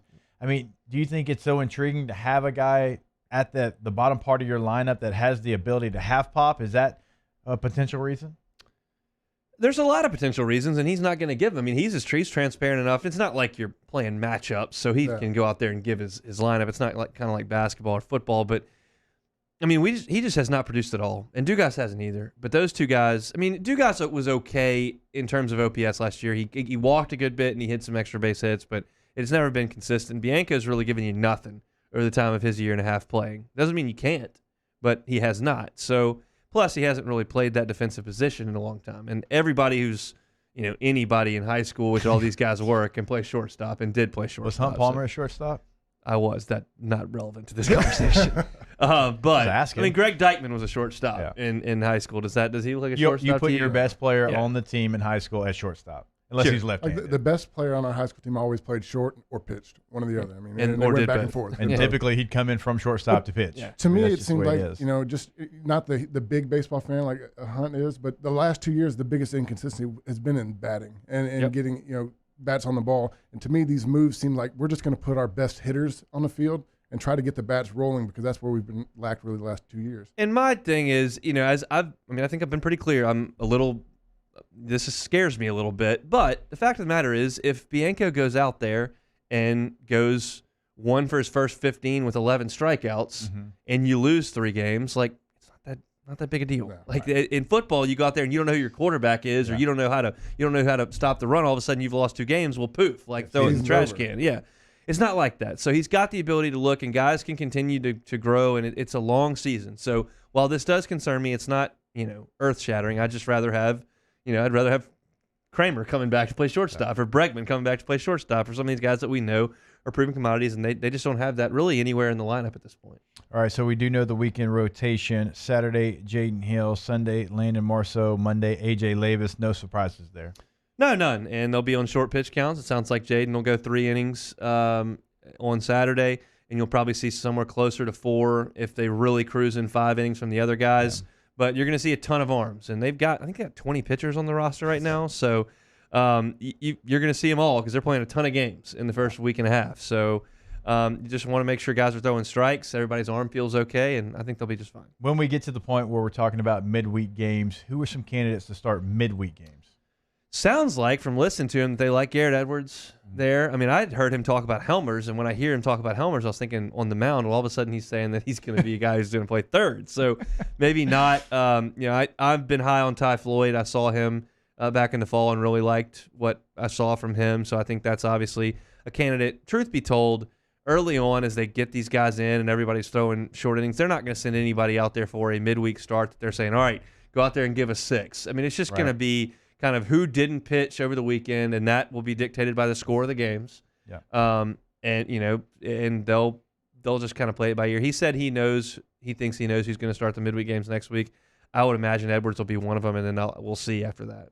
While we're talking about third base, we did catch up with Paul Maneri. Kay, can you get Paul Maneri 3 ready to go? He told us, kind of what went into the thought process of deciding who's going to play third base. And again, even guys that cover the team every day, I think we're surprised a little bit by the fact that he came out and kind of surprised everyone, because you thought, even like Dylan Cruz has been mentioned, like he's taking ground balls at third base. Well, I know, because I know he mentioned Thompson, who was really thought of as a good defender coming out of high school. He's a huge arm, smooth infield action, but looking good in a showcase is different than consistently fielding 5 or 6 ground balls every single game and making the play consistently. You can look good and not be a great fielder. He's thought of as a pretty good defender, and the bat was going to have to come. It sounds like he struggled a little bit defensively to start things out here. All right, here's Paul Maneri this morning on OTB about the third base position. So I'm pretty certain we're going to go with Will Helmers at third base and just let Jordan Thompson have some time to keep developing. He's getting better. There's no question about it. There's just inconsistencies with his defense. He's definitely getting better as a hitter. There's some days when you feel like he's ready to go, and then all of a sudden there's some erraticness there. So I think Will is just a little bit more advanced right now than Jordan, and I think we're going to go with Will Helmers at third base. And clearly Helmers is a really talented dude. You show up at LSU and they're saying you can pitch and you can play third. I mean, that shows me a guy who's got some pretty special talent. But we're just going to have to see. Paul Maneri also talked about the shortstop position. We talked about some names, and we've really tried to figure it out throughout the last 4 or 5 weeks preparing for LSU baseball season. Here's Paul Maneri as we lead up to the season. The shortstop position has become quite a battle between Zach Arnold and Drew Bianco. And I think what I'm going to do is play them both. I'm not sure who's going to be in there on opening day, but whoever's not on opening day will be in there probably the next day. So I'm just going to play them both and see after, X amount of games. I'm not sure if it's 10 games, 15 games, 20 games, whenever, see if one guy rises above the other. And that's generally what will happen, when the lights go on, you're playing games for real. and you're trying to win the games, you start to see some qualities in one of the players that makes you feel like he gives you the best chance to win. And we'll see which guy that turns out to be. There's tons of X factors in the course of a baseball season and a baseball team. One of them for this team is if Zach Arnold can grow into his potential. He's got the most physical ability of anybody on that team at shortstop. And if he can become the guy, and we're not asking to hit third, we're asking to hit seventh and make some plays at shortstop. Right. If he can become that guy, the pieces start to fit around it. That would help so much. It's having a left side of the infield this jumbled is very concerning at the college baseball level because you see more poor defense at the college level than at the major league level. Obviously, in the minor league level, you're dealing with college kids versus pros, but those are extra outs. And LSU's got the benefit of having a starting pitching staff and a bullpen that's going to strike a lot of people out. So that helps with your defense. But when your shortstop and third baseman are kicking it around a little bit, it's just brutal. And when you had Ibarra and Bregman, they were just great over there. When you had Josh Smith and Kramer, they were really good on defense. And that is just such a huge help to your pitching staff. And I've seen plenty of regional teams come into the box and have the left side of the infield kick it around all year or all weekend. We'll see if that's the case with LSU.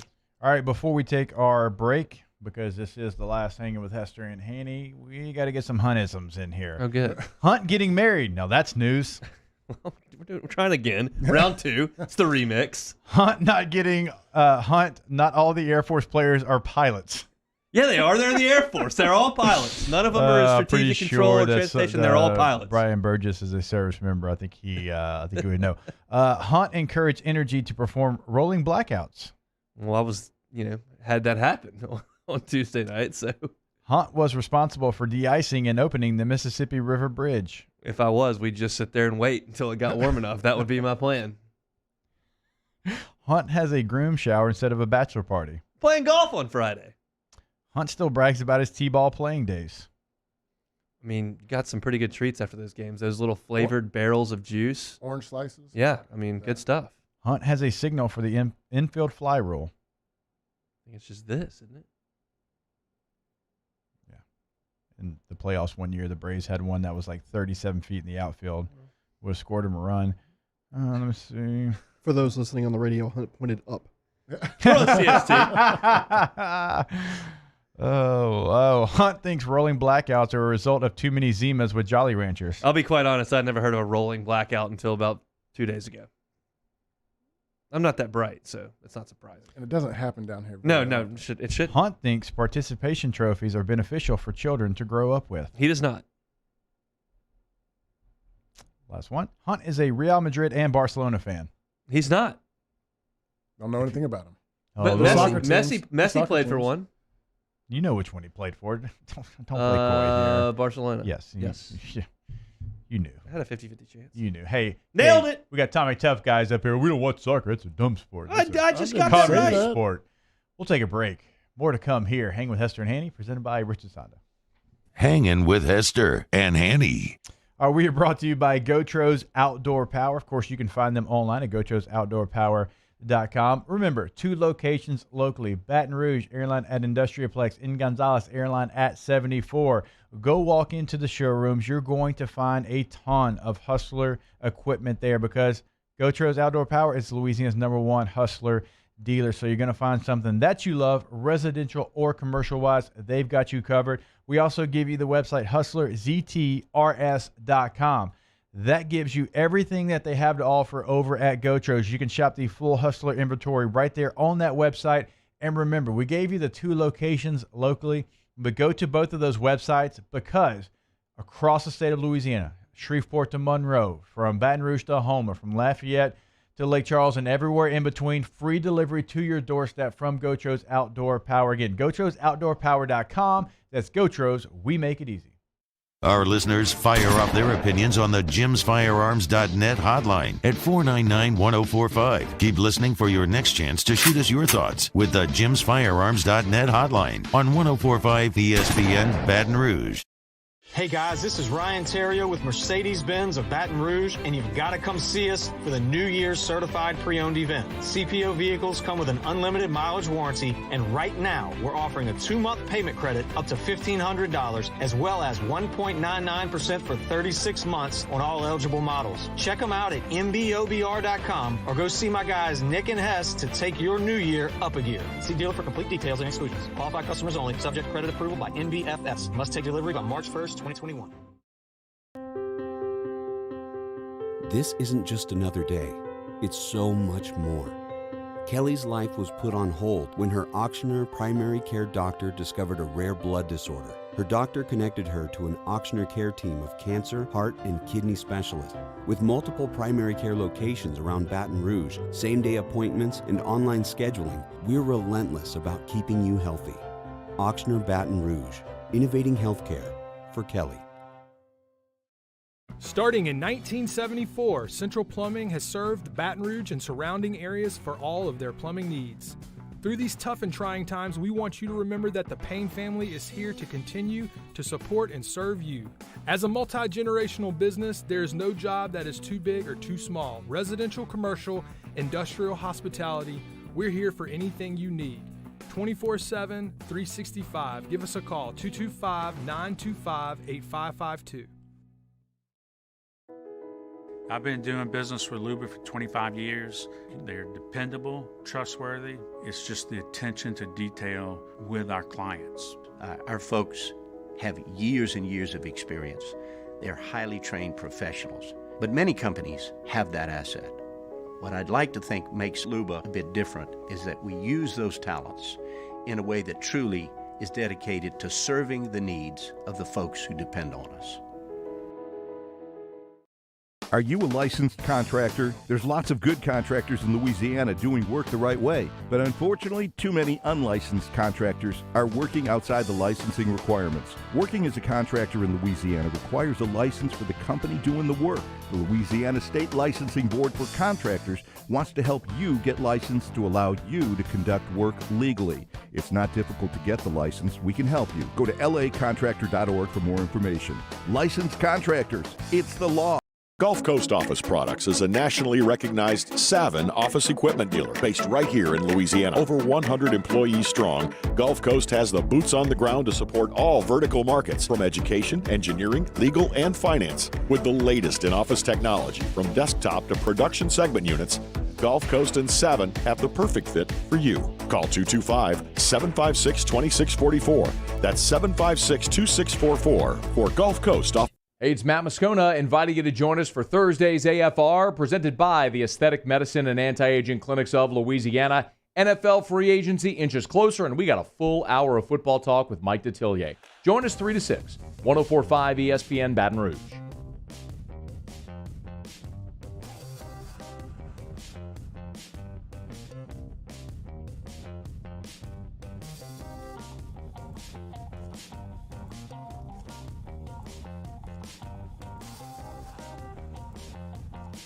Hangin with Hester and Hanny on 104.5 ESPN Baton Rouge and 1130 The Tiger. Welcome back in. Here with Richard Dixon and Hunt Palmer. And Hunt's here thanks to Hungry Howie's. That's true. Shrimp season over at Hungry Howie's. No meat on Fridays during Lent. Still want some pizza and don't want to just stick with regular cheese. They got some awesome shrimp specials over there. The Shrimp Feast Pizza. Got some special cheese sauce, shrimp, green peppers, red onions covered in provolone cheese and sprinkled with Tony Satchery's Creole seasoning. You can try that with the Cajun crust.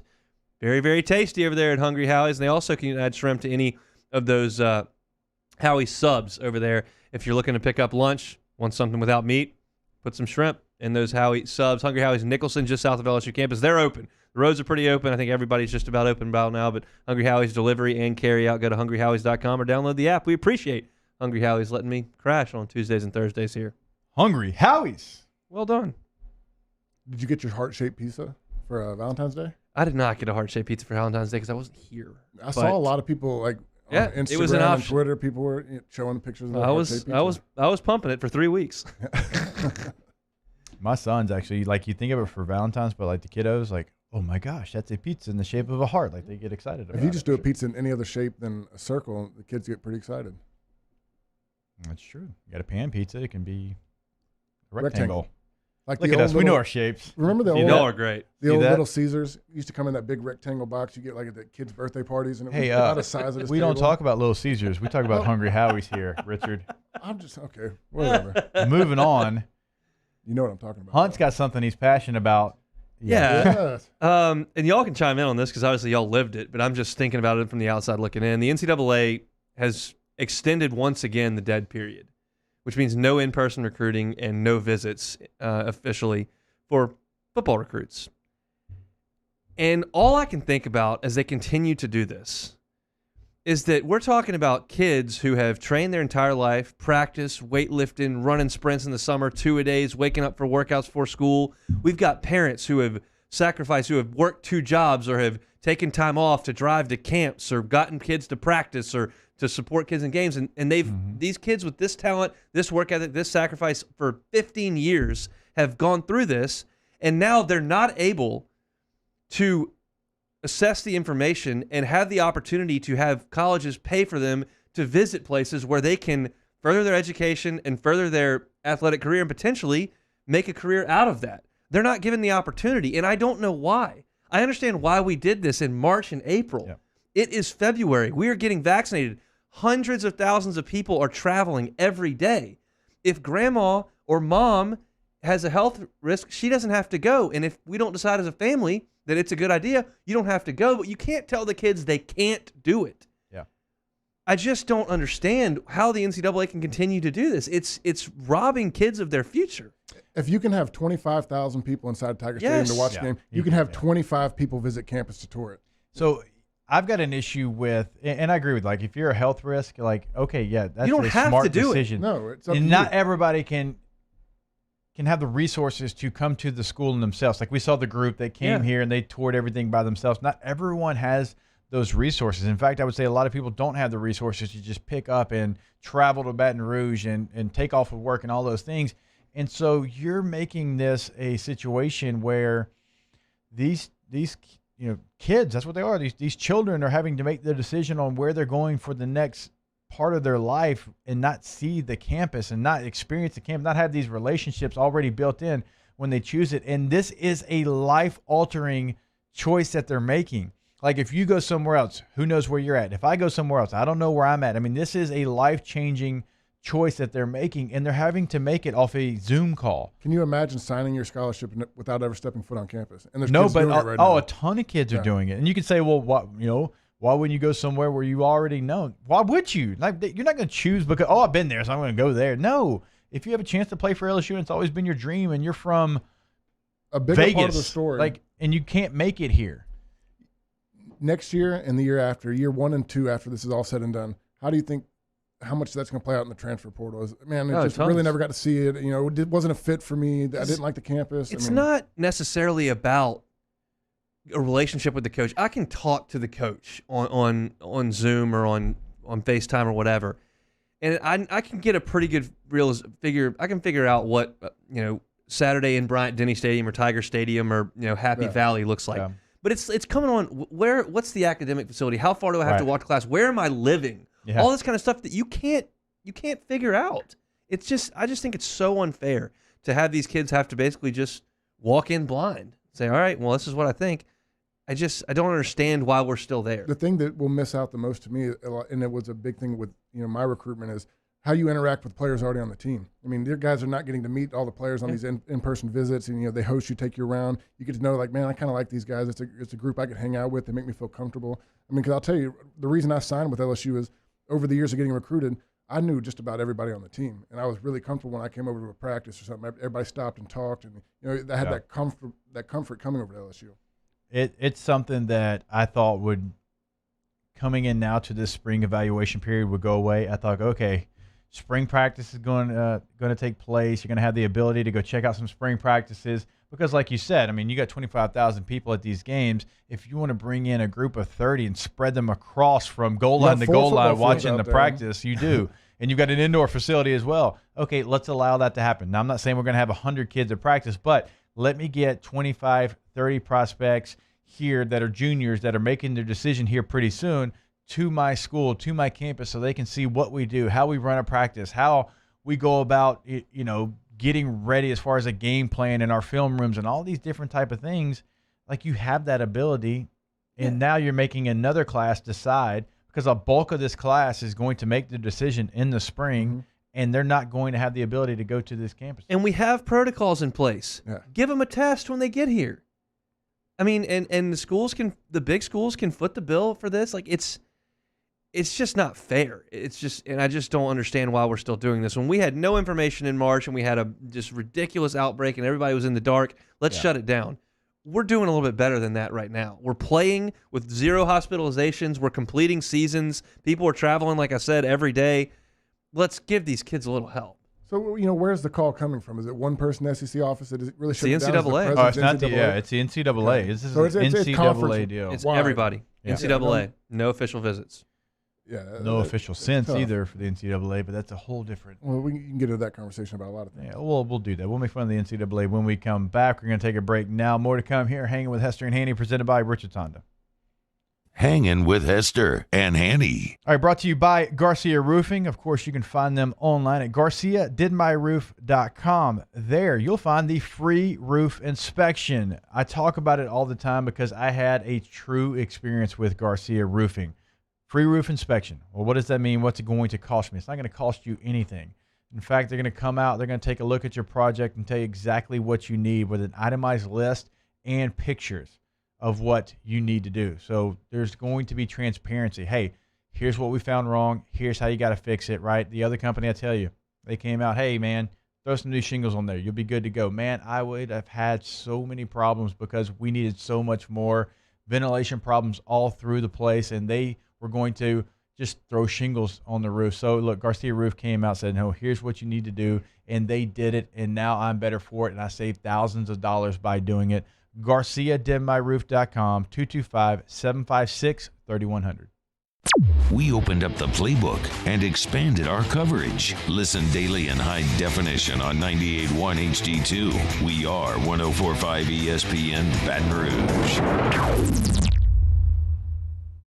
Hey guys, this is Ryan Terrio with Mercedes-Benz of Baton Rouge, and you've got to come see us for the New Year's Certified Pre-Owned event. CPO vehicles come with an unlimited mileage warranty, and right now we're offering a 2-month payment credit up to $1,500, as well as 1.99% for 36 months on all eligible models. Check them out at mbobr.com or go see my guys Nick and Hess to take your new year up a gear. See dealer for complete details and exclusions. Qualified customers only. Subject to credit approval by NBFS. Must take delivery by March 1st, 2021.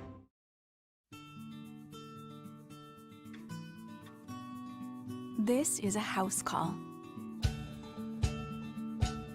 This is a follow-up appointment. This is a diabetes checkup.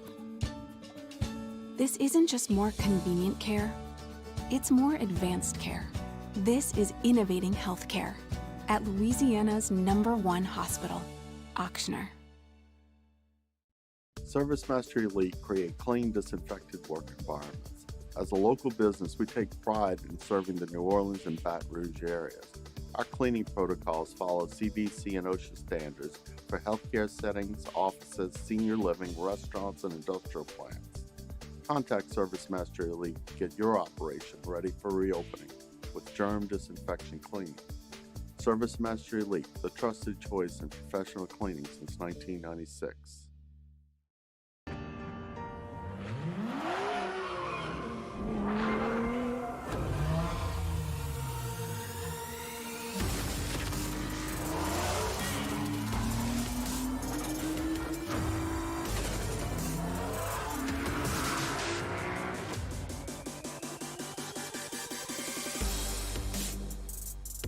Acura of Baton Rouge for attractive offers on the MDX.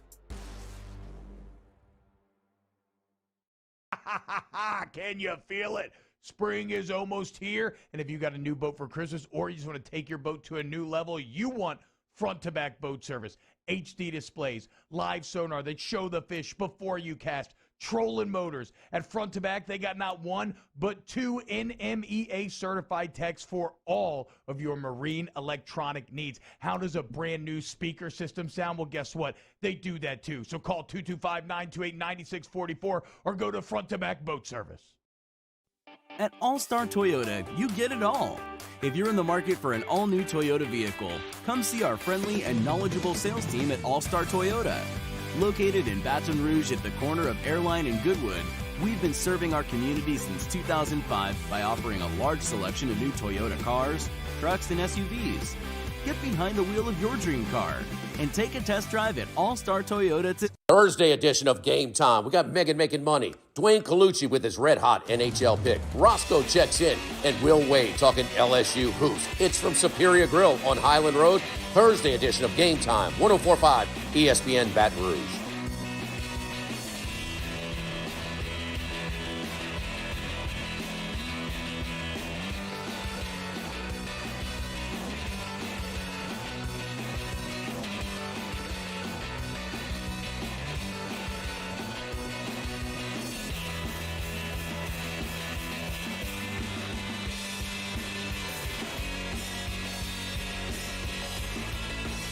Hangin' with Hester and Hanny on 104.5 ESPN Baton Rouge and 1130 The Tiger.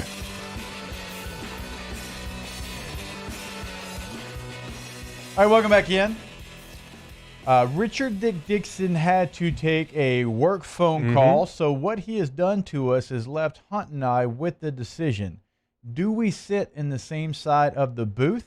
Yep. And if you're listening to us on radio, we're sitting on the same side with no one on the other side.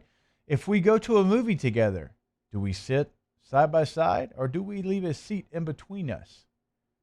It's an age-old debate, Hunt. Well, that debate is changing. Back in the old days when we used to go, you had small seats and you would probably leave one in the middle. Now you have a recliner everywhere and you don't really need to leave any more seats. That's fair. So I've never been same side of the booth type of guy. I don't like having to turn when I talk normally. Yeah, like I like good. to see eye to eye. So let's go ahead and say we'll sit across from each other, not because of, being close to one another, but just I want to see eye to eye. Yes. If we go to a movies, even back in the day, like if me and my guy, like my boy, like we're like going to see whatever, going to see Fast and Furious 37, we're gonna sit by each other because I'm sure like I'm gonna steal some of your snacks. You're not stealing any of my snacks. I'm stealing them. I don't really I usually have just a bucket size of either Coke or Cherry Coke. I don't really need a snack. What about let me get the go-to order real quick. Because I'm going large popcorn, large drink, possibly an icy, and I'm getting some Junior Mints. Okay, that's not terrible. I mean, I don't like popcorn, but what? Well, I shouldn't have said that. Was a little bit more. I don't love popcorn. It doesn't really. It's fine. I've never met a human being thank you. We were sitting on the same side of the booth in the restaurant, Richard. As you sit back now, thank to goodness. I never met a human that didn't enjoy popcorn. It's just fine. I get that it's just fine. But just fine. Just say you don't like the ultimate snack. The ultimate snack. I mean, when you go to a movie, go see a movie, you have to get popcorn. No, I don't have to get popcorn. I will go with some sort of chocolate treat of some sort. See, that's not me. I'm not a chocolate guy. I'd rather an Milk icy. Duds. An icy. I love an icy. Maybe some Sour Patch Kids. But the key is that I'm going with the Cherry Coke that is like 3 gallons. Yeah. The huge one. Yeah. Like, just like I can't even fit in the cup holder. Yeah. That's exactly right. And So icy might be my favorite thing about going to see a movie. Yes. Richard Dixon, if you and your buddy went to a movie, the latest Liam Neeson movie, maybe that your wife didn't want to go to, or maybe a Marvel movie, and then the wife's like, I'd rather. Although Marvel movies are fantastic, I think everybody enjoys those. Bad example. Are you sitting side by side, or are you leaving a seat in between? Usually leave a seat in between us at the popcorn. Whatever. Man, if who am I it's going to talk available- about with the preview? No, I mean, okay, I gotta see that. completely different scenario. If it's an empty movie theater and y'all two are the only one in there and y'all sit side by side, it's kind of awkward. I mean, it is. You could sit the stuff in the Why's it middle awkward? and talk because there's so much space. It's empty. No, And we you got to can talk about the movie. We got to talk about the preview that we just saw. Look where me and Hunt are. You are the empty seat. I can have a conversation with Hunt about this movie the entire time. Definitely. Hunt and I are sitting really close to each other. We can have a great conversation. Not I want some interrupting elbow anybody. room. I mean, I don't like popcorn, but you can always count on Cade. Cade, if you're going to a movie, you and I are going to a movie, side by side or seat in between? What's the scenario? Is it a packed house or is it empty? You don't have an option in a packed house. It's half full. I'll leave a seat if it's half full. Yes, Yeah, that's right. If it's half full, I mean, I get it. If you're trying to say, look, there's some people over there, I don't have a problem sitting seat by seat with you. But if we have the option, it gives you a place to put your popcorn, put everything down there. We can share it a little bit and don't have to reach over and ask you and aggravate you. Now that those seats don't like snap back as quickly as they used to when I was a kid, the movie theater seats, they were different. I felt like the second you got up, like you sure as heck better get up because that thing was coming up. You can kind of rest your jacket or something like that there, and you get a little more room to stretch out. It's like 2 lanes. Actually, the last time I was in a movie theater was with you and all our kids, your kids. We had like 8 rows or 8 chairs back to back to back. And we went to go see, I think, Lion King. We did, the live-action Lion King. I was a little disappointed, by the way. Yeah, because, I mean, within 30 minutes, my kid is screaming and crying, and then Jake's like, I got this. He just took the little kids, went outside, and he's like, you guys watch the movie. Yeah. Nice guy. You're an experienced moviegoer with young kids. Oh, there's without doubt. Like, you've got to have an exit strategy that doesn't disrupt everyone in the theater. Like, there's nothing worse than the person that brings their screaming child into the movie theater and then they try to work it out in the actual theater. Yeah. It's like, I don't want to be that dad. I want to be the dad. I know you paid your hard-earned money for this movie ticket. I know, like me, it costs you $57 in tickets alone. I'm going to take the screaming baby out so you can enjoy it, and I'm not going to be selfish here. I mean, I don't like popcorn. It's a hot take, by. Do you go put extra butter on your popcorn? I don't. I'm not an extra, because once it starts getting soggy, I don't like it. The extra butter could lead to other things during the movie, and I'm trying to watch the movie, so. And the napkins tend to be thin, so if you're trying to wipe your hands. It just, everything gets greasy, then the Coke gets slippery, and that's no good. It's bad. Yeah, I'm not an extra. Doesn't happen if you get Milk Duds. But I've seen that let my son get Milk Duds. It gets grosser than it does. So with Milk Duds, here's the thing: you're probably going to have a sore jaw trying to eat Milk Duds. They're great, and you're probably going to lose a filling. I'm gonna find them inside my kid's shirt where it's like melted and stuck to his chest at some point. I mean, they always end up everywhere. Chocolate and kids doesn't go good. But what's the better drop? I like Tuscaloosa, or I don't like popcorn. Ooh, you just kind of put that out there for you to have that drop now. The popcorn drop is, I think, better. Yeah. Especially if it's like a dead moment, you can just say, I don't like popcorn. Now they're all on the record. Okay. Oh, okay, yeah, about making fun of you. I even did it kind of in your accent there. Okay. I've got an accent? A little bit. Just talk like this. What are we talking about? All right. All right. Back to the NCAA. We got off. Richard did that to us. Got off rails. A little bit of flustering there here in the last show. That's actually pretty good that you did that. The NCAA, another thing I have a problem with you, a lot of things.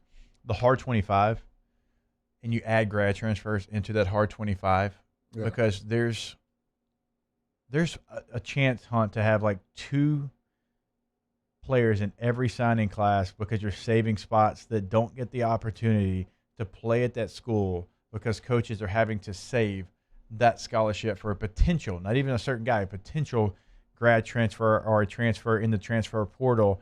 And here at LSU, man, we talked about it. There's so many guys, your Foster Moreaus, your Jeffersons, your Cushenberries, your Russell Gages, your Deion Jones, your Duke Rileys. I was the last guy in my signing class that would not have gotten that opportunity. We're talking about NFL guys that would not have gotten that opportunity.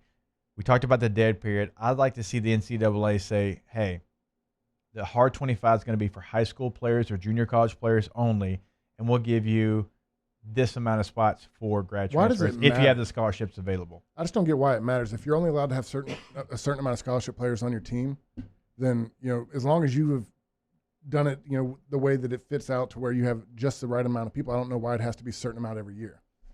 Because it wasn't always like that, was it? I mean, I remember some guys like having extra spots and maybe have like signing 27 one year.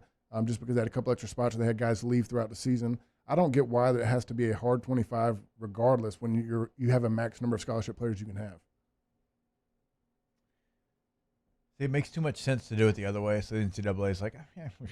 So you can have 80 scholarship players. I don't care if you sign 40, or I just threw a number out there. If you can have 85 scholarships, if you sign 40 this year, I don't care as long as you don't have more than 85. That's the thing. And then you have all these schools that have like 70, 71, 72 scholarship players. And then at the end of camp, and I'm not hating on walk-ons, I think that's great that they earn scholarships.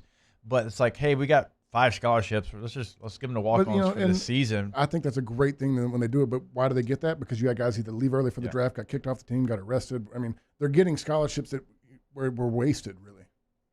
So I'd like to see them just say, hey, here's what the deal is. And I realize they don't want to become the Wild Wild West and sign 40 guys for whatever reason. But if you hard cap it, all these teams aren't even going to be close to their number. Like if we counted up LSU right now with who they have in their signing class, who they have coming in as grad transfers in scholarship right now, it's probably somewhere in the high 70s. It wouldn't even be in the 80s. So I don't understand why they put a cap on it. Yeah, it's an aggravating thing to me. And I'm glad we're just going to get on a rail and bash the NCAA because it makes no sense. Well, the NCAA is a pretty easy target. It's kind of like the NFLPA. Like, what do you do? Why put a cap on it if you're going to put a cap on how many you can sign per year? Yeah. Makes no sense. I'm sure there was like Tommy Tuberville is the reason. Let's blame Tommy Tuberville. Well, the hard 85 is because of Bear.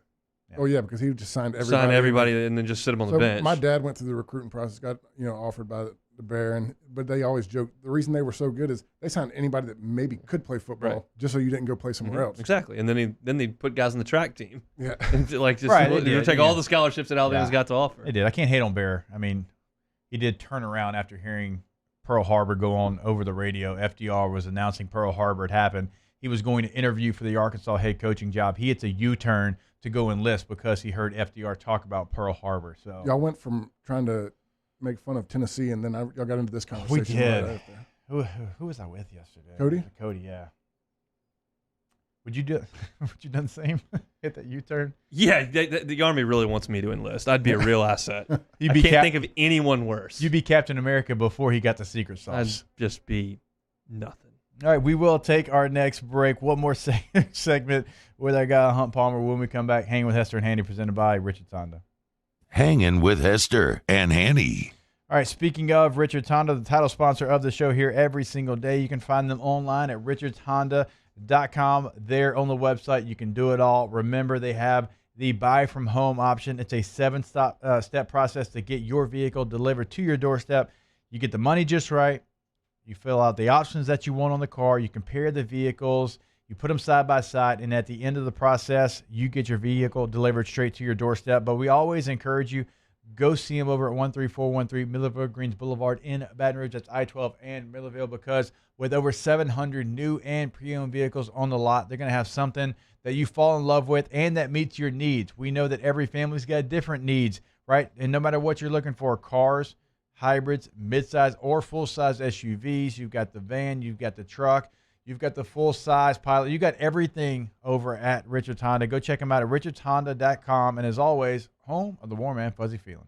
In times of need, get a full list of phone numbers, websites, and other important emergency information on the Demco Stormwatch page at 1045ESPN.com.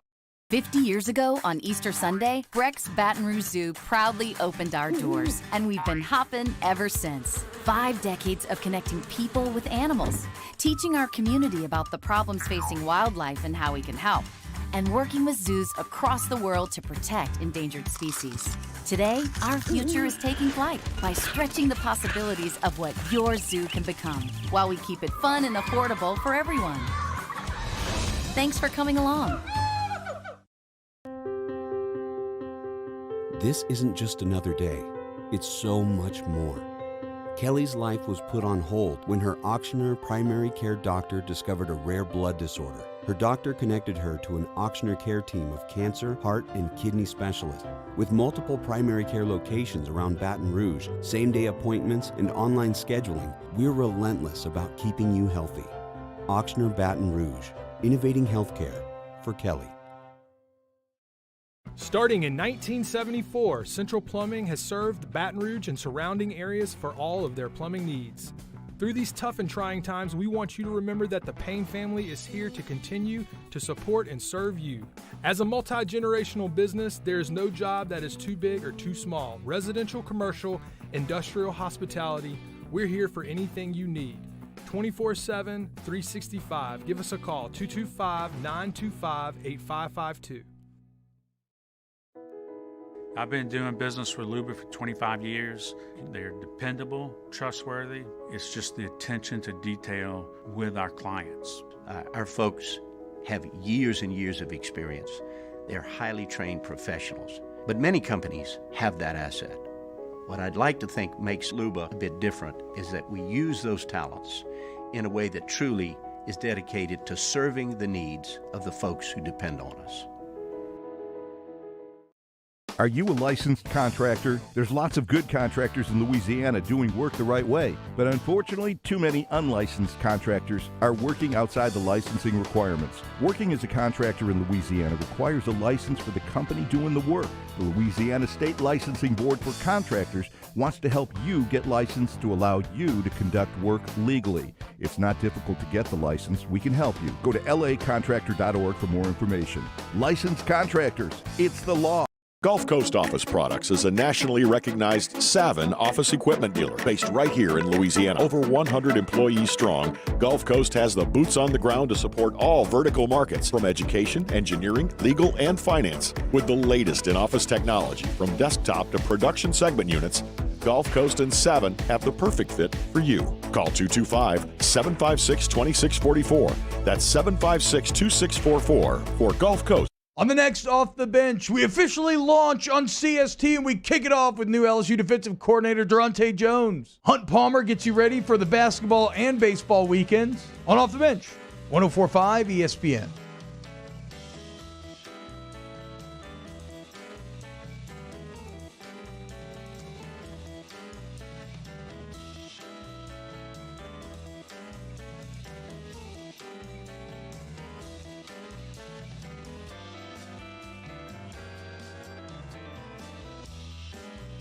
Hangin with Hester and Hanny on 104.5 ESPN Baton Rouge and 1130 The Tiger. All right, welcome back in Thursday afternoon here with Richard Dixon and Hunt Palmer.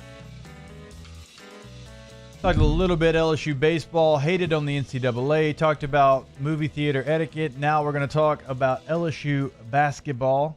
Hoops. Game got canceled tonight, but a full slate, all 14 teams in action in the SEC on Saturday. Sharif Cooper and the Auburn Tigers are the next challenge for the LSU Tigers. And Auburn, a team, Hunt, that can score a lot of points. Obviously, they've got a freshman star. How do you see this matchup? A little preview of LSU-Auburn. Yeah, Auburn, not a very good defensive team, but they love to get up and down and they can score, and Cooper's the dude. He's not a great shooter, but he's the quickest penetrator, quickest ball handler in the conference, and I don't know who's second, but they're not that close to him. Is he compared to Kyra Lewis from a year ago? Yeah, same deal. De'Aaron Fox at Kentucky, just speed. I think he's got 94 assists in like 11 games. I mean, he's well over 8 assists a night, and he's just hard to stay in front of. And LSU doesn't do a great job of that as it is, staying in front of people. So you've got to find a way to keep him out of the paint from creating for everybody else. Once they lose him, they're not as good on offense because they don't have as many creators. Flanagan can shoot the three. He's a problem from the 3-point line, but the good news is that LSU should be able to score pretty routinely against this Auburn team that it just doesn't play very good defense at all. They try to kind of make it a frantic game, but LSU kind of thrives in that, and they've got some pretty competent ball handlers. So it's just going to be about limiting Cooper. If you do that, they're not going to score. Auburn's been so up and down. They started off really poorly. He came back. They won, I think, 4 of 5. They've lost 4 of their last 5. The one win was against Vanderbilt, who's just terrible. So they're not playing very well. They don't have anything to play for because they can't go to the tournament. And so you need to take care of business on your home floor. This would not be a good loss at all. And they've avoided that. When Cooper first came back, Auburn did have a little juice. They went on a little bit of a streak there, and he's still playing well, but they've come back to earth a little bit. They've struggled. They lost to Kentucky their last time out, 82-80, and we know Kentucky's been struggling as well. What's kind of the one thing? Is it as easy to say if he goes off, if Sharif Cooper goes off, that's going to be trouble? Because LSU seems to have the advantage in almost every matchup. I mean, breaking it down. When you look at, the thing is, if you can't stay in front of him and he starts creating shots for other people, they can get hot and just start throwing in shots. Defensively, they're they're just not all that good. So if it's a matter of what you want to do. LSU's pretty good at taking something away on defense. It generally leads to leaks elsewhere, but they generally have a plan as to what they want to do on defense. And so With Cooper, the question is, are you going to play zone and just kind of, or are you going to play that switching man-to-man and just try to switch? Because if you do too much switching and you get Days or Watford on him, they're just going to clear the whole floor, and he's just going to back up and go to work. Now, he's not a great shooter, but he'll get to the rim, and he's really good at finishing around the rim. He's a pretty good free throw shooter, and then he's a great distributor. So he's the head of the snake. If you slow him down and he finishes with 11 points and 5 assists, you win the game. We talked about the game that got canceled tonight, and LSU didn't need it as badly because of what they've done the last 2 games. But again, this is a game that you don't want to lose. Like when you look at their final games, and we've talked about it, Hunt, you don't want to lose Auburn, Georgia, or Vanderbilt. If you lose at Arkansas, okay, that's not going to kill you. That's at Arkansas, quad 1 opportunity there with a really hot basketball team. I would include this Auburn game, though, in the stretch of you cannot lose this game. You can, but you don't. If you're trying to play for seeding and you're doing everything you can to get off the 8-9 lines, well, this is where you got to do it. You've got to beat Auburn. You got to beat Georgia. You got to beat Vanderbilt. The Arkansas game, take it or leave it, and then you see what they ask you to do in Nashville, whether they got to play a makeup game against Florida, Ole Miss, Missouri, or you just go play the conference schedule and tournament schedule as it is. But it's far from a must win. But if you're trying to get to the 7 line or even the 6 lines in play, if you really play well down the stretch and go beat Arkansas, you need to win the game. What is LSU's ceiling as far as seeding? I mean, they went out, 6. play well in the tournament, 6. Yeah, I think 6. And I mean, your net right now is in the high 20s. If it moves, if you go beat Arkansas and move up, but you get into the teens, I mean, yeah, we can start talking about a 5 or so, but that's a long way away. Yeah. And we're talking about, what, 11 seed 10 days ago? Yeah. I mean, they moved up 2 to 3 lines with a good week, against a road win against Mississippi State, and then come home and beat a good Tennessee team. I've never been a fan of trying to get an 8 or a 9. Like, I'd rather have an 11 almost or a 10 than an 8 or a 9 because you match up with that 1 seed in the next round, in the second round. And I know you'd have to pull an upset if you were an 11, but we see 2 of those almost every single year. So it's like, let's just stay off the 8-9 line. Yeah, you just don't want to run into Baylor and Gonzaga the way they're playing right now. And everybody, I mean, look, Ohio State's playing really well, and I don't want to see Michigan either necessarily, but Baylor and Gonzaga look to be the class of the country, and if you get off the 8 or 9 line, you at least avoid them for a bit. I mean, when you look at the NCAA tournament as a whole from the SEC perspective, it's like, man, Missouri was a top 10 team in the country just a week ago. They're 6-6 in the league. And now, now they're 20th, and they've already lost the game as the 20th team, and they might be out of the rankings, and there's so many ebbs and flows. Tennessee now is at 19. LSU's receiving votes are getting closer. Arkansas is now a ranked team. Alabama's in the top 8. This SEC basketball standing chart changes, but it's really a nucleus of about 6 teams that are kind of there in the middle. Do you see an SEC team being able to make a run in the NCAA tournament? I'd include Alabama in that talk. Of course, Alabama, and just it didn't show itself on Saturday when we watched, but Tennessee scored 90 on Georgia. They scored 90 last night. We know they're going to defend. Yeah. You run into a night where they start making shots. They beat Kansas isn't Kansas, but they're a good team. They were totally non-competitive with Tennessee. Yeah. Just ran them off the floor.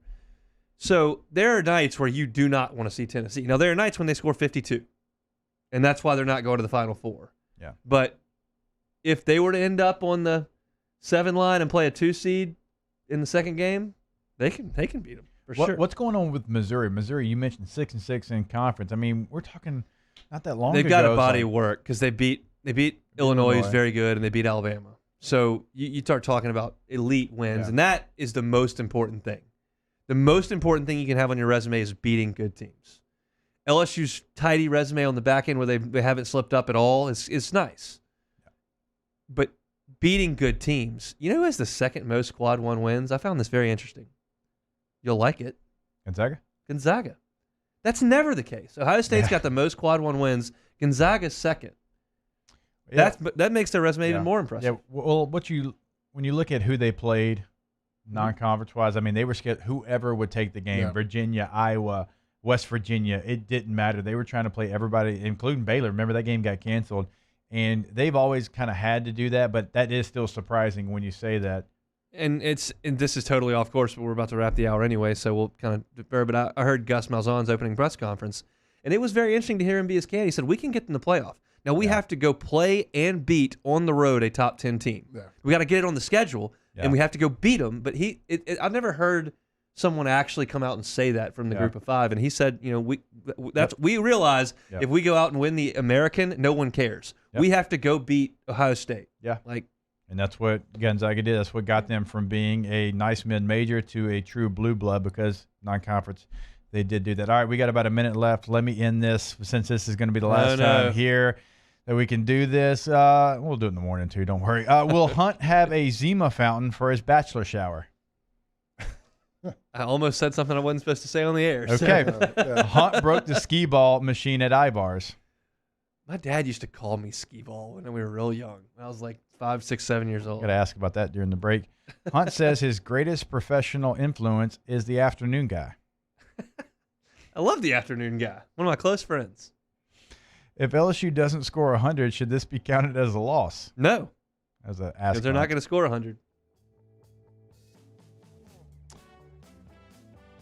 I can't ask that one on air. I always get in trouble.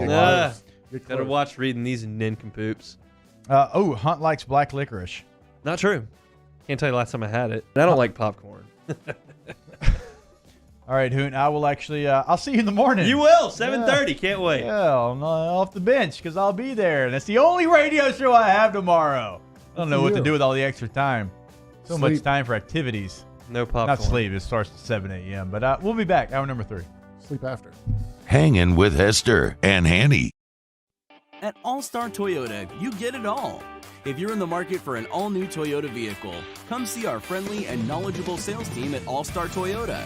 Located in Baton Rouge at the corner of Airline and Goodwood, we've been serving our community since 2005 by offering a large selection of new Toyota cars, trucks, and SUVs. Get behind the wheel of your dream car and take a test drive at All-Star Toyota today.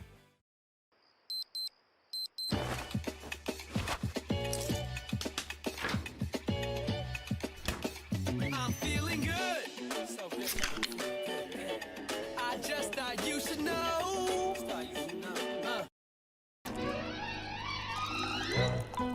Le posso offrire un caffè? Le posso offrire un caffè? Andiamo insieme da me, non c'è. Call Mr. Electric today for electrical repairs, upgrades, and installations. Gulf Coast Office Products is a nationally recognized Savin office equipment dealer based right here in Louisiana. Over 100 employees strong, Gulf Coast has the boots on the ground to support all vertical markets, from education, engineering, legal, and finance. With the latest in office technology, from desktop to production segment units, Gulf Coast and Savin have the perfect fit for you. Call 225-756-2644. That's 756-2644 for Gulf Coast Office Products. Hey guys, this is Ryan Terrio with Mercedes-Benz of Baton Rouge, and you've got to come see us for the New Year's Certified Pre-Owned event. CPO vehicles come with an unlimited mileage warranty, and right now we're offering a 2-month payment credit up to $1,500, as well as 1.99% for 36 months on all eligible models. Check them out at mbobr.com or go see my guys Nick and Hess to take your new year up a gear. See dealer for complete details and exclusions. Qualified customers only. Subject to credit approval by NBFS. Must take delivery by March 1st, 2021.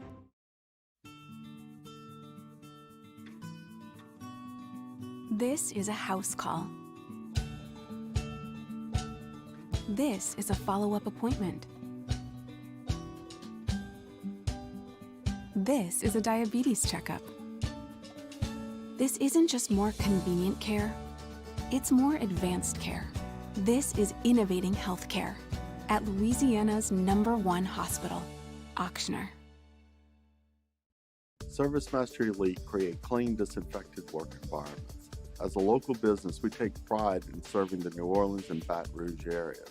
Our cleaning protocols follow CDC and OSHA standards for healthcare settings, offices, senior living, restaurants, and industrial plants. Contact ServiceMaster Elite to get your operation ready for reopening with germ disinfection cleaning. ServiceMaster Elite, the trusted choice in professional cleaning since 1996. Can you feel it? Spring is almost here, and if you got a new boat for Christmas or you just want to take your boat to a new level, you want front-to-back boat service, HD displays, live sonar that show the fish before you cast, trolling motors. At Front to Back, they got not one, but 2 NMEA certified techs for all of your marine electronic needs. How does a brand new speaker system sound? Well, guess what? They do that too. So call 225-928-9644 or go to Front to Back Boat Service.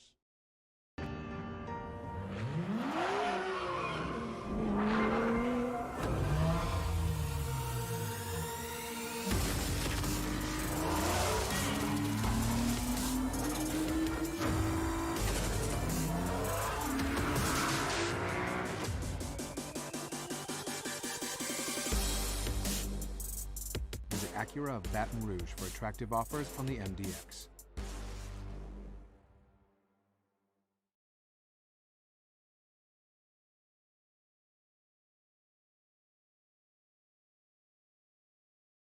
Callahan Injury Lawyers. This is SportsCenter.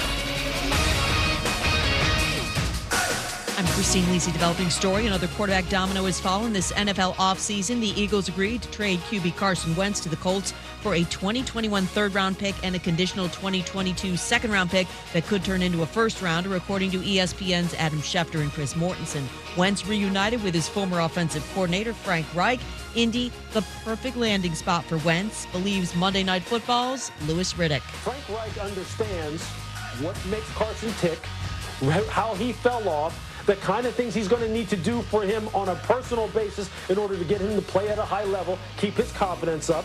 He does have a much better offensive philosophy and or system with which Carson will now be able to, operate under. The Eagles likely turn to Jalen Hurts at QB, but do intend to bring in competition for him. Tune into the 6 Eastern Sports Center on ESPN TV for more on the Wentz deal. Baseball, Phillies catcher JT Realmuto, who signed a 5-year, $115 million contract this offseason, is expected to miss about a month with a broken thumb on his throwing hand.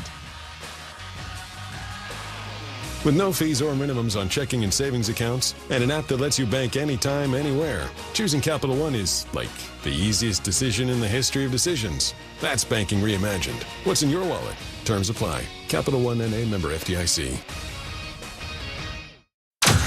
Now, Hangin with Hester and Hanny with Jacob Hester and Charles Hanagriff. Hester and Hanny on 104.5 ESPN Baton Rouge and 1130 The Tiger. Alongside Jacob Hester, here's Charles Hanagriff.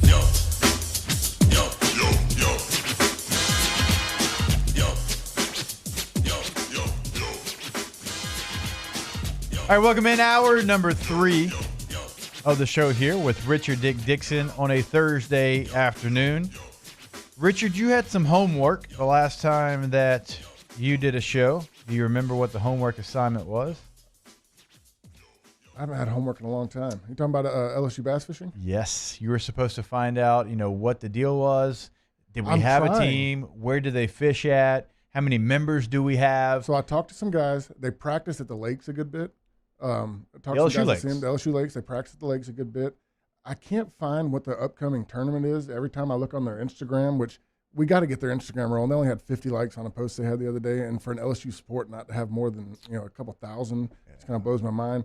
But they keep saying it's upcoming. Maybe that they don't even know with the whole COVID deal. They don't know when the next tournament is. They just said it's coming soon. What can you fish for in the LSU lakes? What are we talking about here? Man, I don't know. I didn't even know there was water in them. I thought it was just a big patch of grass every time I drive over the bridge right now. But I did know that there's a boat launch over there, and you can actually put your boat in. You can't run. You can run with a trolling motor. I know a lot of people used to catch bass back there back in the day.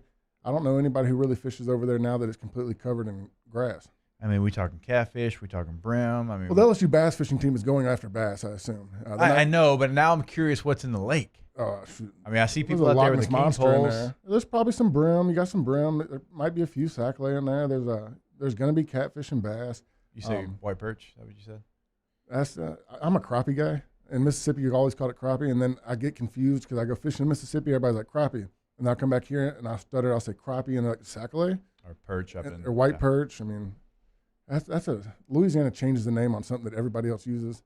So it just kind of messes with you. That's okay. That's what we do. So you didn't really do your homework. Like you No, I found did one. look into it, and you found one Instagram post, and that's what we're talking about here. I mean, I don't know where else to go. Somebody help me. I mean, there's got to be some people out here listening that might know somebody on the Bass team. I'm gonna follow it eventually. I mean, I'm trying to give them some pub. I'm trying to get You haven't been tweeting about it, man. You haven't been retweeting them. I mean, you're the guy that's got to do it. I mean, you got the leverage. All right, we'll see what we can get done there. All right, we haven't talked LSU football. This is 2 hours and 4 minutes into a show. We have not mentioned LSU football. That's definitely the longest we've ever gone. Right now, they're in football school. Football school obviously was not something that we took part in because it wasn't a thing back in the day, but now they're doing that before they get into their fourth quarter program. Let's talk about the tight end position. Eric Gilbert, now a Florida Gator. You come back, if you're watching this on TV, you saw that. You've got Cole Taylor and Nick Storrs. I get the career records a little bit longer. You do. That's actually a really good point. The season. I only got one season record left, the 5 touchdowns, which I'll hold on to that one for a little bit longer. I'm excited. I always want them to break the records, and you know that I'm not a person that's always like, oh, I want these guys to fail. I was excited when Eric Gilbert was coming. I was really excited for Thad Moss. The few times I met him, I always talked to him about, make sure he breaks the records. It's something I want done. I want success for everybody. But now I'm just not sure what's going to happen. I don't know Pete's. I know DJ Mangus was involved as a analyst before. And remember, Thad Moss was a big part of the 2019 offense. Exactly. And so I imagine that they're going to try to get some play in there. I think Cole is going to do a good job. But right now, there's just so much unknown. All right. So I'm literally like the only person that is maybe trying to make this a thing, but I think a guy like and Cole played well last year when he had his opportunity when Gilbert decided to opt out. He does. And Nick Storrs decided to quit baseball to focus only on football. Oh, I didn't even know that. Yeah, so that's a good thing if you're a football fan because that means he feels like he can really help this football team out. But I think a guy like Jack Besh, and I keep bringing that up because he's 220 That's who I've talked to a lot of people about. Pounds. He's 220 pounds. And I don't want to say he can't play receiver. He's fast enough to play receiver. But I think in year one, he can get on the field from day one by being a guy that can kind of do both. And I'm not talking about a Y tight end. A Y tight end with 3 fingers in the ground in the line of scrimmage. I'm talking about more of an F on the move. If you want to run stretch when he's in motion and he's a lead blocker, he's 220 pounds. Like, he can do that. If he cuts off on the backside of his own, he can do that. Like the old school H-back. Yes. Is basically the position you're looking to fill. But with receiver skills. Yeah, and I think it's huge for him. I mean, he's a guy that's in high school at 225. I mean, when I got to LSU, I think I weighed like 235. Dude, I was 207 playing fullback. I remember Sean Jordan, the guy who played the same position as me, asking me, was I the new kicker that they just signed? And Sean wasn't trying to be funny. That's not Sean's personality. He was serious. What was that, 240? I mean, 245 maybe? With weights in his pocket. Yeah, I mean, he was probably an upper 230s, 240 guy. I think that's a spot that, Jack Besh, you're looking at down the road NFL potential. He's got the size, what is he, 6'3", maybe 6'2", 6'3", 225 as a high school player. He could get up there to 240, upper 230s, and I think that's where I've kind of been going with this whole deal. I think that position, as we know, is changing. It's changing with the spread offenses. You don't have to have a 265-pound guy. You can be 220, 225 pounds and still be effective. Yeah, I mean, it's a guy that they're not relying on to block as much anymore. There's not too many tight ends out there like a Foster Moore, a Rob Gronkowski, a guy that is a true 3-down tight end. These guys, a lot of these times now, especially in the spread offense, and they're moving it around, it's a slot guy that's big that can go in motion and get a lead block. But that's one name that I've talked about it with a few people, and it's one that I think is an immediate fit. And you can also do things, and it's not just outside running plays when you have a 220-pound tight end. You can do things like motion him either into the backfield or motion him into the line, and you can still run an ISO run. Like, you can still get him counters, on a linebacker. He's reading the offensive line, and he can still shuffle step, find the linebacker, put his hat across the bow, and open up a hole for a running back, which Thaddeus Moss never got the credit he deserved. We saw what he did catching the football. He was willing, and that's the key part here, because you have to be willing to do these things. You have to have a want to do these things. And Gilbert not didn't everybody want to does. do it. No, he didn't want it. He didn't want nothing to do with blocking somebody. We talked about it. He said, like, I want to get better blocking. I want to get better because he struggled in that first game. He got exposed a little bit there. but I never saw the willingness to get better at that part of his game, because that's half the battle. Okay, you have to know, and I always give this example. Like I'm 225, 230 pounds, and I'm blocking James Harrison on a power. He's 265, 270 pounds and rock solid. You have to have a desire to want to go and try to cut him off on a power run and get him out of the way, right? That's the first guy I blocked in the NFL. And I was like, I got to the line. I'm like, how'd that go? Tell the truth now. It was okay. But it was a preseason game, and I could tell he wasn't trying, because I blocked him, and I was like, man, he's about to throw me, and he just kind of sat there. I was like, thank you. I first block for me, Zach Thomas. Ooh, that's a good one too. Because like size advantage, typically like height wise, I was always low man. Low man wins, right? Zach was shorter than I was. Couldn't get under him or his cowboy collar. Yeah, he was a bowling ball. So so the didn't go for you. It's a little bit of a stalemate. I'd say he won. I thought that's a win. A stalemate as a rookie, that's a win. Yeah, that's true. But that position is not, going back to tight end for LSU, it's not worrying me per se, but you have like two bodies right now. I know you signed one that's going to come in as a freshman to be a tight end, but he is truly a blocking tight end. So I'm just curious because you signed 5 receivers, because you already have talented receivers. If they say, you know what, we're going to be more athletic than every team we play, and that's why they make the move to bring in a guy like Besh. Yeah, it's not one that, like you're saying, I'm necessarily worried about, because you saw what they tried to do last year. Of course, Gilbert was a big part of the passing game, was no part of the blocking game. I think you can make that transition pretty easily. But at some point, they're going to want to have a guy that, obviously, that's why they're going out and signing a guy that can block and is a true tight end, just because it gets you a little bit more versatile. All right, we will take our next break. We have a star inside the Bayou Ford chat. One Happy Gilmore from Orlando is in the Bayou Ford chat, so maybe we can get to some of your questions in the next break. We'll do that and more when we come back. Hanging with Hester and Hanny, presented by Richard Honda. Hanging with Hester and Hanny. Are also brought to you by Tiger Air. You can find them online at tiger-air.com. Remember, free quote anytime you go to the website, right there in the top right corner of the homepage. You can also get that free quote by calling them at 225-754-8687. Something we tell you about all the time, and you're probably finding out right now during this time where we got snow, we've got ice, and potentially, here in 10 days, we'll probably have 74-degree weather, that you have to have your equipment working at its peak performance at all times, and you're going to get that with the Comfort Assurance Protection Plan. You're going to have that seasonal maintenance, which is so important. You're going to get increased equipment life. You're also going to save some money. You're going to have lower utility bills. When you have emergency and priority service like you wish you had right now, you're going to save money on that discounted rates when you're part of the Comfort Assurance Protection Plan. So look, if you want to get that free quote, which is always free, again, tiger-air.com, or call them at 225-754-8687. Off the Bench, Hanging with Hester and Hanny, after further review and more, are all live daily on the 104.5 ESPN Baton Rouge YouTube channel. Subscribe now to interact with us inside the live chat driven by Bayou Ford. Hey guys, this is Ryan Terrio with Mercedes-Benz of Baton Rouge, and you've got to come see us for the New Year's Certified Pre-Owned event. CPO vehicles come with an unlimited mileage warranty, and right now we're offering a 2-month payment credit up to $1,500, as well as 1.99% for 36 months on all eligible models. Check them out at mbobr.com, or go see my guys Nick and Hess to take your new year up a gear. See dealer for complete details and exclusions. Qualified customers only, subject to credit approval by NBFS. Must take delivery by March 1st, 2021. I've been doing business with Luba for 25 years.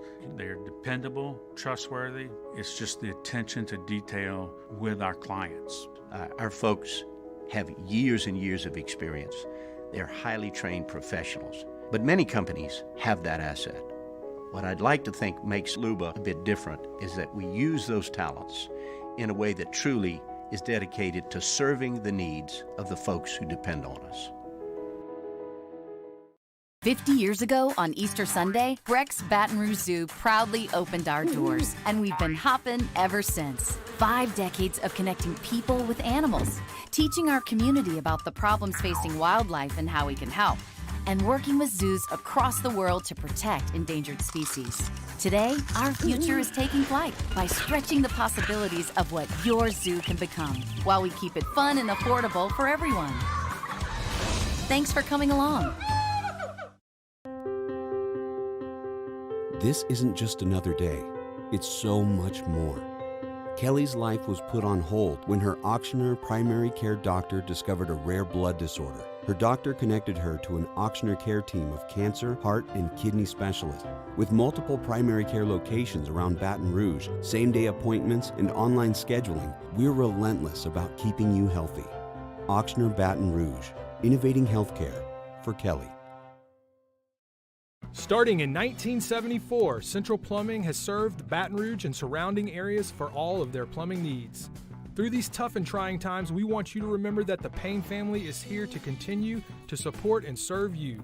As a multi-generational business, there is no job that is too big or too small. Residential, commercial, industrial, hospitality, we're here for anything you need.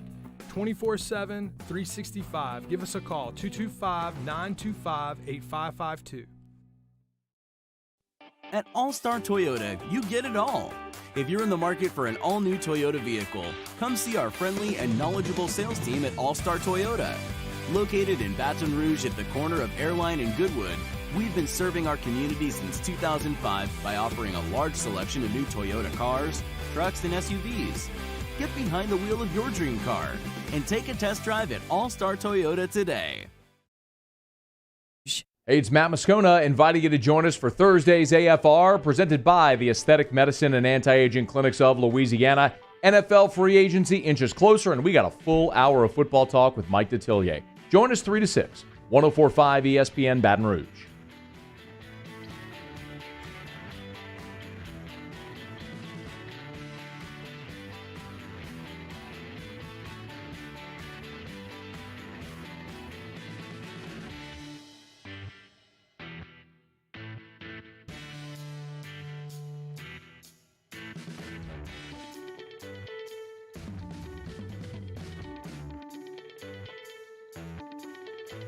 Hangin' with Hester and Hanny on 104.5 ESPN Baton Rouge and 1130 The Tiger.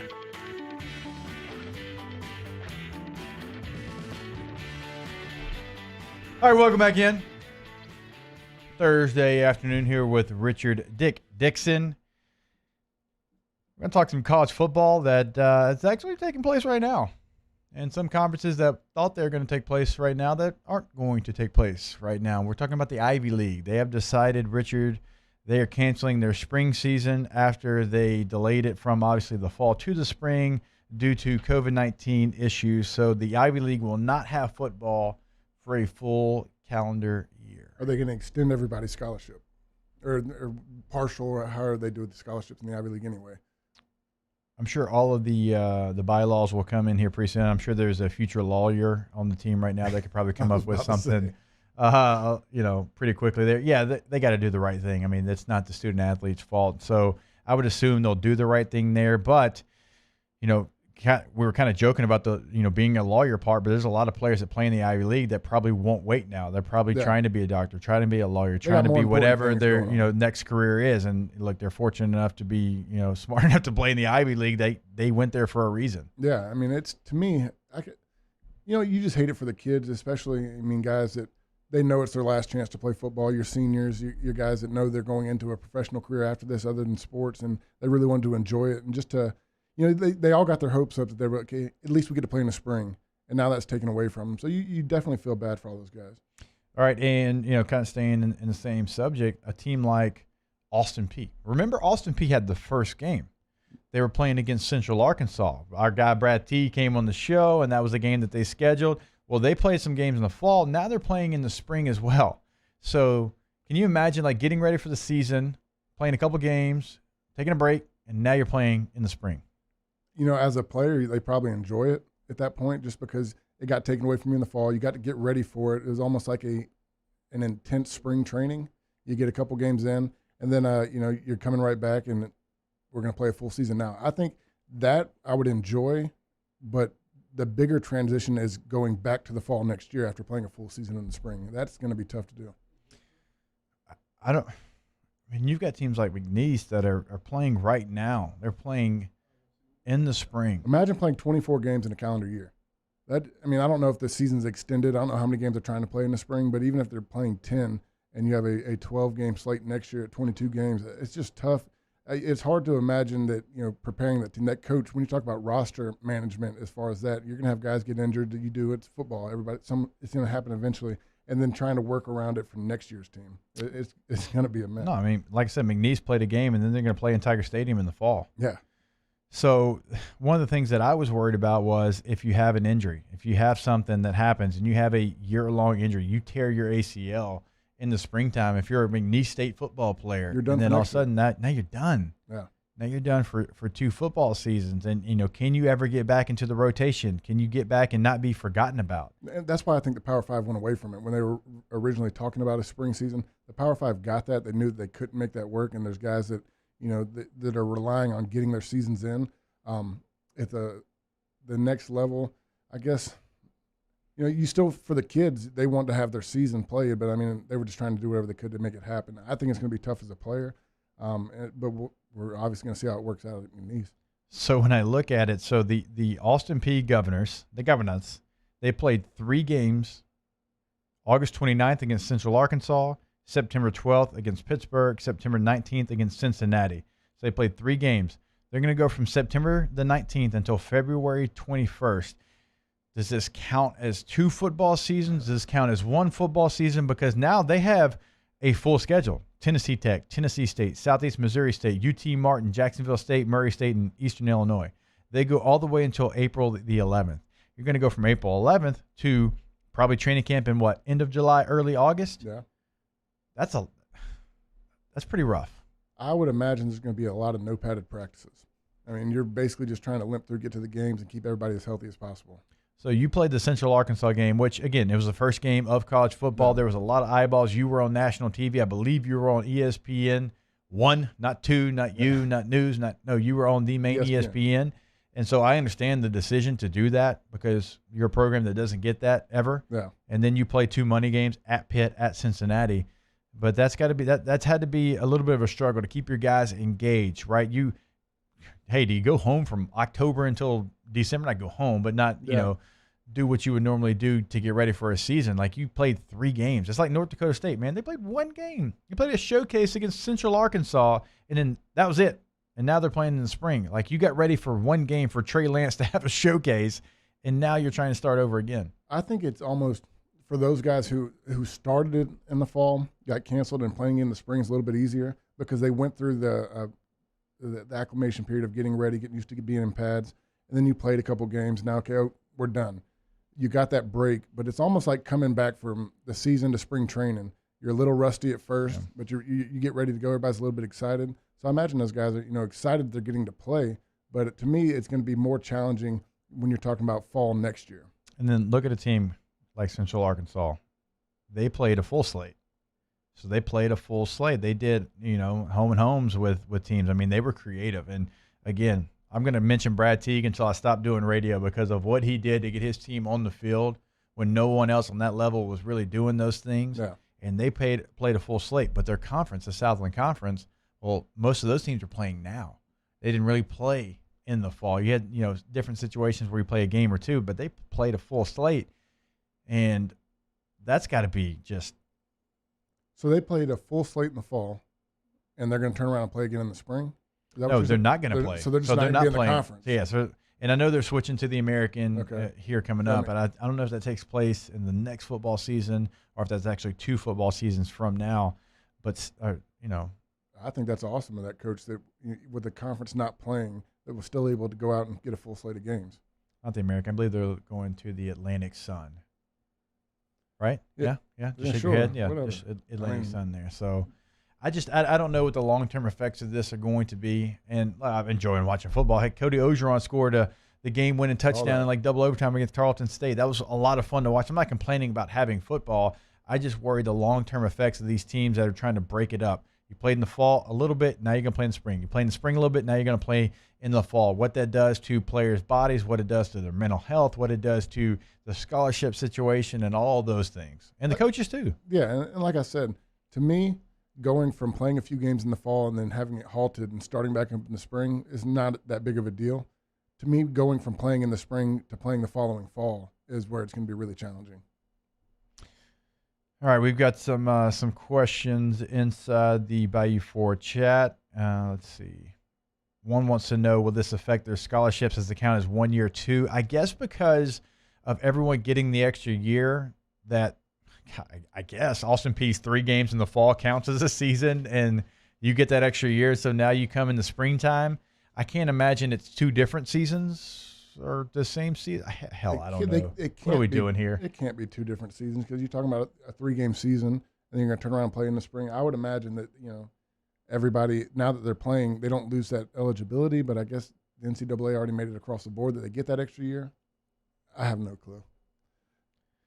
You know that meme where it's like the guy sitting there and there's like numbers and triangles and just like, that's what I feel like trying to figure this out. Trying to figure out how they're going to put it as far as what did those 3 games account for, Yeah.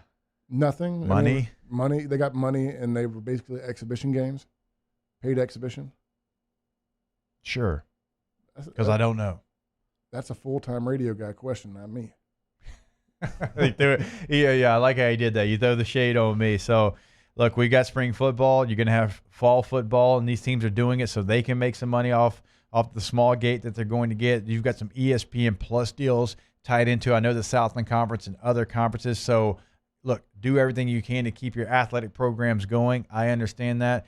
I'm more talking about the teams that are trying to pull double duty here. How's that going to affect the players? Because that's obviously something that we care about here. So we said all that to say, well, we don't know what happens with their eligibility. We don't really know if it's 1 season, if it's 2 seasons, because we've never been through this before, and hopefully we never have to do it again. All right, we will take a break. We're going to answer some of your questions inside the Bayou Ford chat as well. Good to see our friend Happy Gilmore interacting in the Bayou Ford chat, the OG of Hanging with Hester in the Bayou Ford chat there in sunny Orlando. She's taunting all of us because it's like 80 degrees in Orlando, and we're dealing with freezing temperatures and ice and the whole deal here. She wins. She wins. We'll be back. Hanging with Hester and Hanny. Our listeners fire off their opinions on the jimsfirearms.net hotline at 499-1045. Keep listening for your next chance to shoot us your thoughts with the jimsfirearms.net hotline on 1045 ESPN Baton Rouge. Hey guys, this is Ryan Terrio with Mercedes-Benz of Baton Rouge, and you've got to come see us for the New Year's Certified Pre-Owned event. CPO vehicles come with an unlimited mileage warranty, and right now we're offering a 2-month payment credit up to $1,500, as well as 1.99% for 36 months on all eligible models. Check them out at mbobr.com or go see my guys Nick and Hess to take your new year up a gear. See dealer for complete details and exclusions. Qualified customers only, subject to credit approval by NBFS. Must take delivery by March 1st, 2021. Gulf Coast Office Products is a nationally recognized Savin office equipment dealer based right here in Louisiana. Over 100 employees strong, Gulf Coast has the boots on the ground to support all vertical markets, from education, engineering, legal, and finance. With the latest in office technology, from desktop to production segment units, Gulf Coast and Savin have the perfect fit for you. Call 225-756-2644. That's 756-2644 for Gulf Coast Office Products. Are you a licensed contractor? There's lots of good contractors in Louisiana doing work the right way, but unfortunately, too many unlicensed contractors are working outside the licensing requirements. Working as a contractor in Louisiana requires a license for the company doing the work. The Louisiana State Licensing Board for Contractors wants to help you get licensed to allow you to conduct work legally. It's not difficult to get the license. We can help you. Go to lacontractor.org for more information. Licensed contractors, it's the law.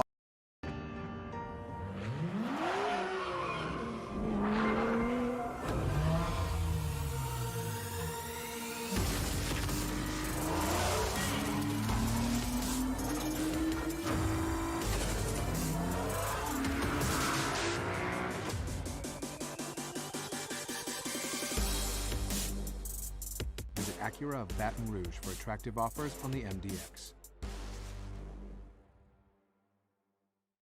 Service Mastery Elite create clean, disinfected work environments.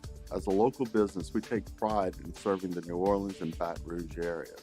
Our cleaning protocols follow CDC and OSHA standards for healthcare settings, offices, senior living, restaurants, and industrial plants.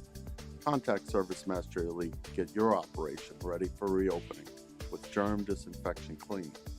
Service Master Elite, the trusted choice in professional cleaning since 1996.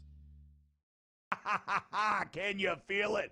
Spring is almost here, and if you got a new boat for Christmas or you just want to take your boat to a new level, you want front-to-back boat service, HD displays, live sonar that show the fish before you cast, trolling motors. At Front to Back, they got not one, but 2 NMEA certified techs for all of your marine electronic needs. How does a brand new speaker system sound? Well, guess what? They do that too. So call 225-928-9644 or go to Front to Back Boat Service.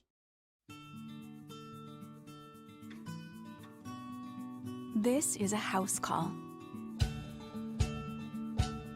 This is a follow-up appointment. This is a diabetes checkup. This isn't just more convenient care, it's more advanced care. This is innovating healthcare at Louisiana's #1 hospital, Auctioner. At All-Star Toyota, you get it all. If you're in the market for an all-new Toyota vehicle, come see our friendly and knowledgeable sales team at All-Star Toyota. Located in Baton Rouge at the corner of Airline and Goodwood, we've been serving our community since 2005 by offering a large selection of new Toyota cars, trucks, and SUVs. Get behind the wheel of your dream car and take a test drive at All-Star Toyota. Thursday edition of Game Time. We got Megan making money. Dwayne Colucci with his red-hot NHL pick. Roscoe checks in. And Will Wade talking LSU hoops. It's from Superior Grill on Highland Road. Thursday edition of Game Time. 104.5 ESPN Baton Rouge.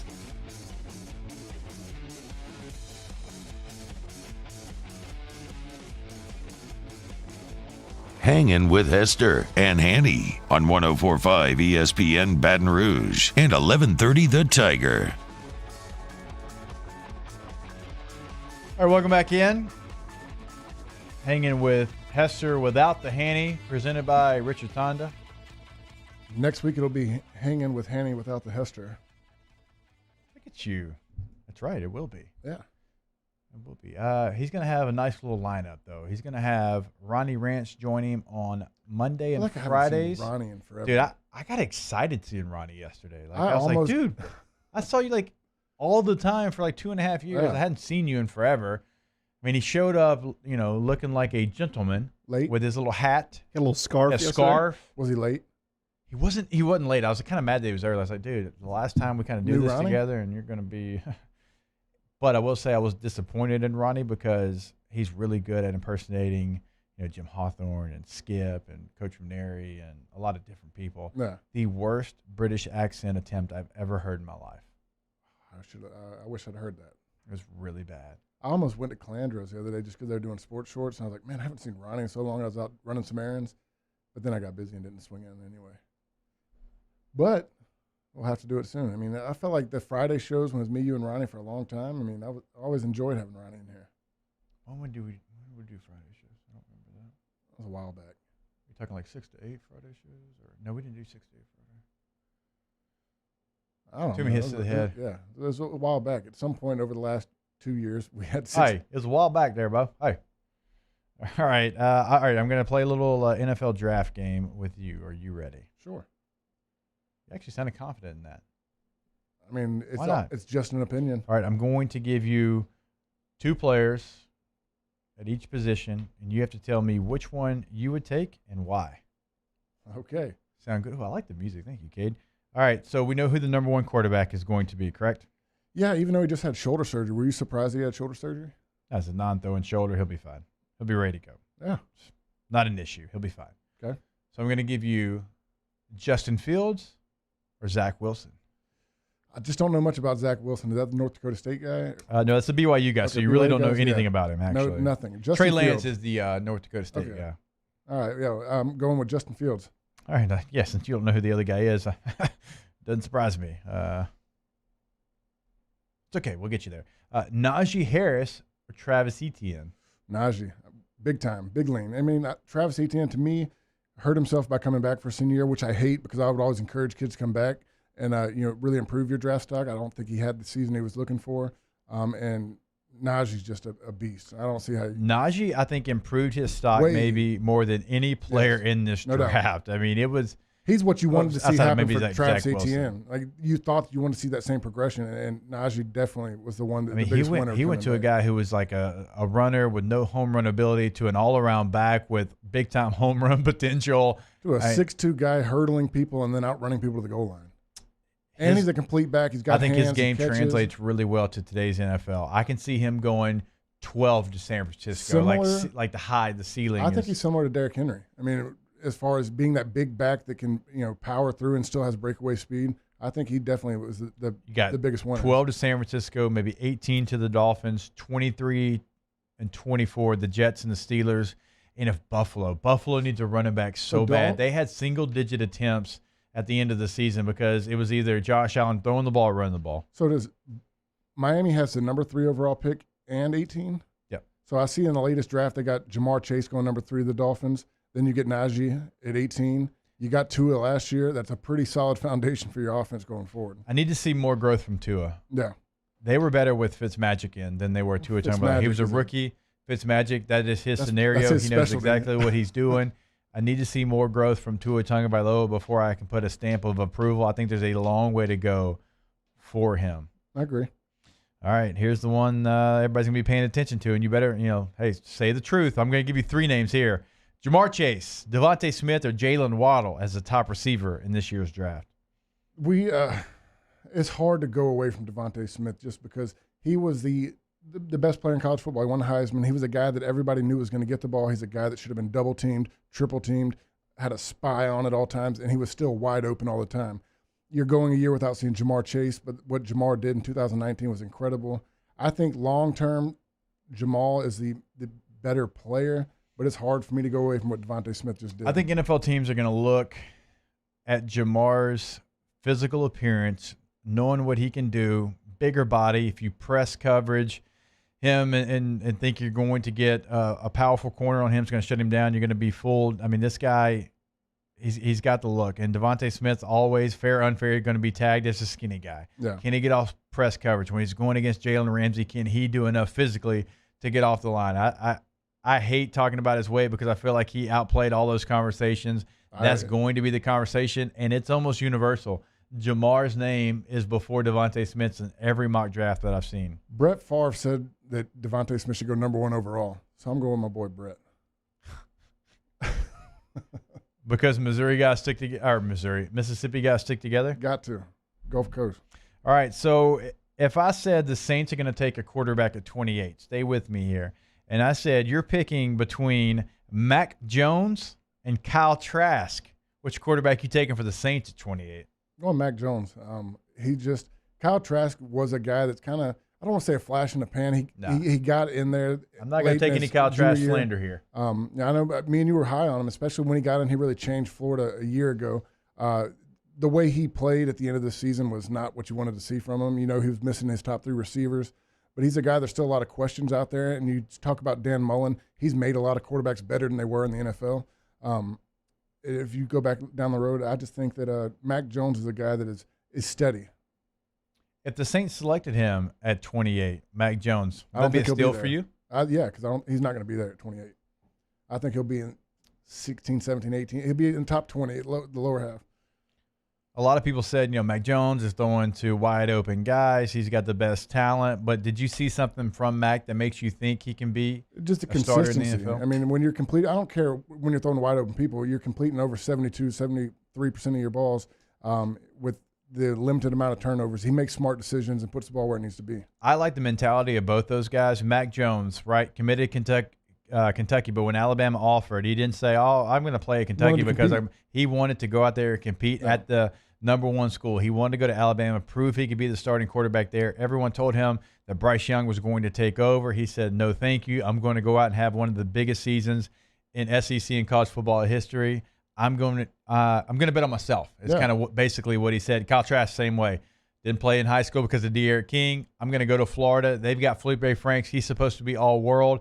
I'm going to eventually find a way to get into that job. He gets into it, doesn't give it back. I love the mentality of both those guys. And I think that when you look at Kyle Trask, it's a little unfair to grade him on what the end of the season looked like because, as you mentioned, he was literally missing everybody, and I appreciate the fact that he didn't opt out himself. He said, I'm going to go, and I'm going to play in these games even though I'm not playing with my guys. So, all right, that was our NFL draft segment. I did all right. Outside of thinking Zach Wilson played for North Dakota State, we're good. I didn't watch a lot of BYU football. Hey, anytime, any place, anywhere. That's what he wore on his headband.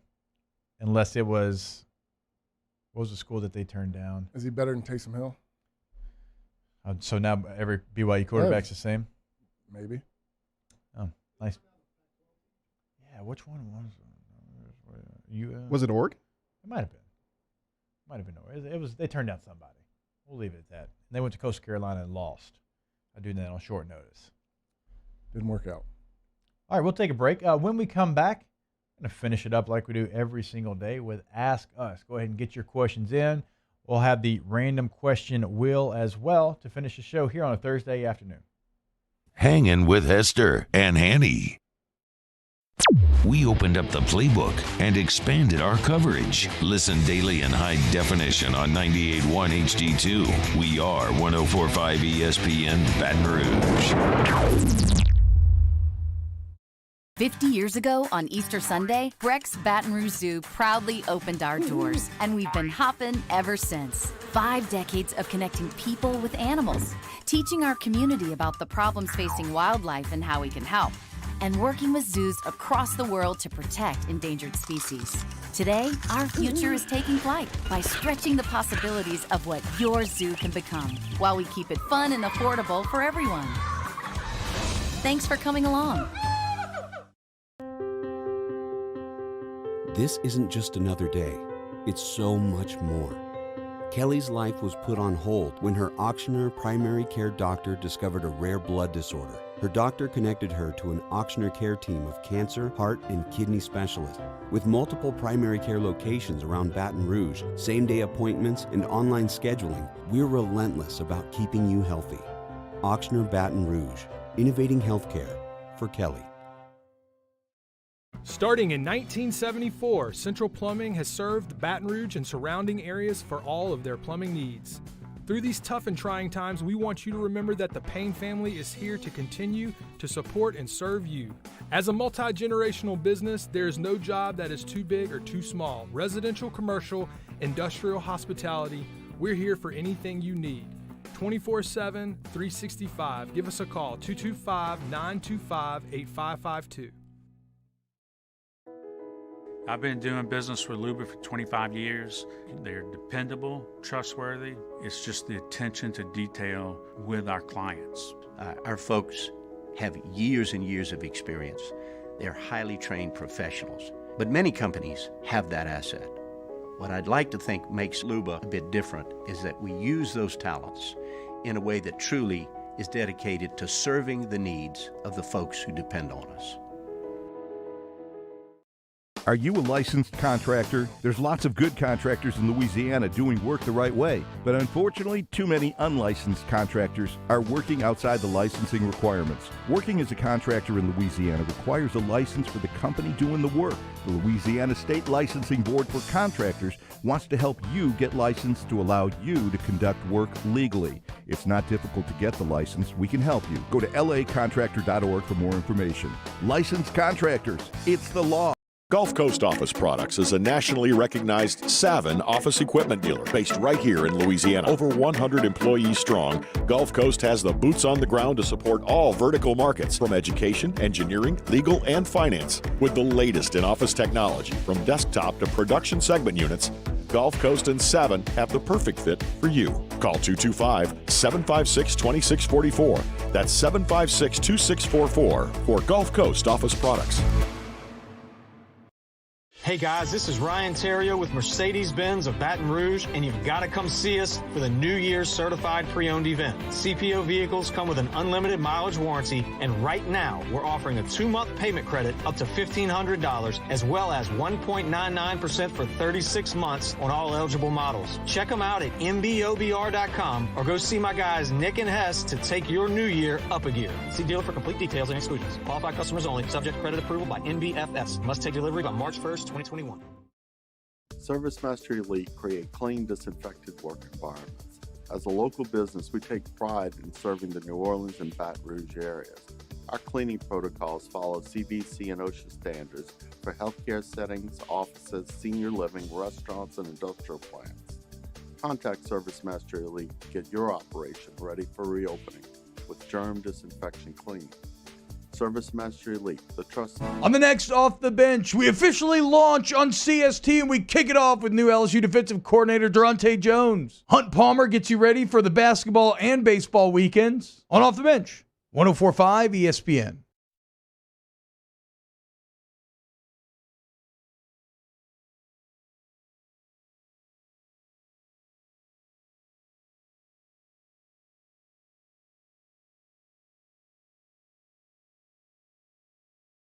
Hangin' with Hester and Hanny on 104.5 ESPN Baton Rouge and 1130 The Tiger.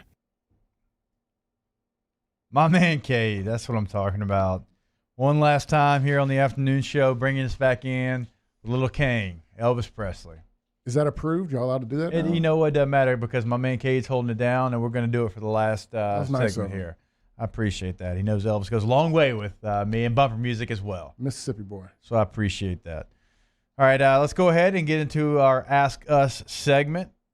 Ask Us, what do you think of the quarterback from North Dakota State? Well, since Richard's still trying to figure out who that is, I'll go. Trey Lance is a guy that had a showcase game this year. He actually didn't play really well. The FCS level and dominating that is something different. There's talent there. And I'm not trying to compare him to Carson Wentz because they went to the same school, right? We saw Carson Wentz do that. I'd be a little nervous taking him extremely high, just not knowing how he'll respond against the highest competition. So North Dakota State is playing in the spring right now, you said. They're going to, but he played his one game. He declared he's done. Okay. So you really have one season of sample size. And that's tough to make that decision with that type of money involved. Good for him if he still gets drafted in the first round because, like you said, his one showcase, there wasn't a lot to like from it. Yeah. Ask Us, top 3 memories on the show. That comes from our girl, Happy Gilmore. One that definitely comes out is when we had the wrong contact and we called someone that we thought was a Mississippi State football analyst, and it turned out to be a Mississippi State fan that had ties to the baseball program, and we called the wrong person because I got the wrong contact. And Ronnie picked it up and went with it, and we didn't know who we were on the phone with, but Ronnie saved the segment, and we were all dying laughing. And it was y'all just talked to a random. Well, he had a story about him and his dad going to a Mississippi State baseball game, and people knew him, and like there was a story, and somehow we got that contact from a contact we were trying to get. It was the wires got crossed somehow, and Ronnie just picked up and went with it. That's a Ronnie way of doing things. It really was professional. He did a really nice job. He saved it. So I would say one of my most memorable ones is not necessarily a positive one, but a funny one. When we were doing a show over in Prairieville at the Walk-Ons, and Happy was freaking out. They couldn't get the Comrex, everything working. You were getting mad. Everybody's freaking out because it sounded like we were talking in a soup can. Mm-hmm. And you eventually just say over the air, "We're going to national," and you just shut the computer off. I was pretty mad because at that time I was a nighttime radio host. I didn't get an opportunity to be on during the daytime in the afternoon slot. It was only on Fridays, and I wanted that chance, and I was so angry. You slammed that computer shut and started chugging beer, and I was very proud of you for it. Allegedly. Yeah. Allegedly. Another top moment here on the show is people learned one of our producers had a potty mouth. Yeah, she did. She had a pretty bad mouth. Yeah, she had a pretty big potty mouth. And even though the microphone wasn't on, you could kind of hear it faintly in the background. She was one we used to look at her and say, "You cuss more than anybody I've ever heard in my life." And these are former football players talking that have been cussed out their entire life. Yes. Many memorable moments here on Hanging with Hester. I learned out what K-pop was from coming out. I did as well. That's something I did not know before. The last one before we move on, Matt Flynn saying Gus Chiswick was the head coach of Auburn football. He combined Gene Chiswick and Gus Malzahn. He combined those people. Meth Gators. Oh, that's another one. I was about to go with Meth Gators. That's another one. Meth Gators for sure. We did a whole show on Joe Burrow and Chuck Norris before Joe even signed with here. Joe Burrow. So. Oh, man. Look, when you get Matt on the morning show, with him and T-Bob going off on some Meth Gator stuff could be really bad. I'm looking forward to it, though. Looking forward to that moment. I don't know if he'll get up that early. You might get him in for the 8 to 9 slot. He wakes up early. He's an early-ish riser. Ish. I'll give you early-ish. Okay, ish. When his New Year's resolution is to have his feet on the floor before 7, that's not really true. early-ish. That's true. All right, ask us if you could play any position on the opposite side of the ball, which position would you play and why? DN, because I was more recruited to play defense than offense originally. And that, to me, I always had more of a passion for defense because you have an opportunity to make a play on every play.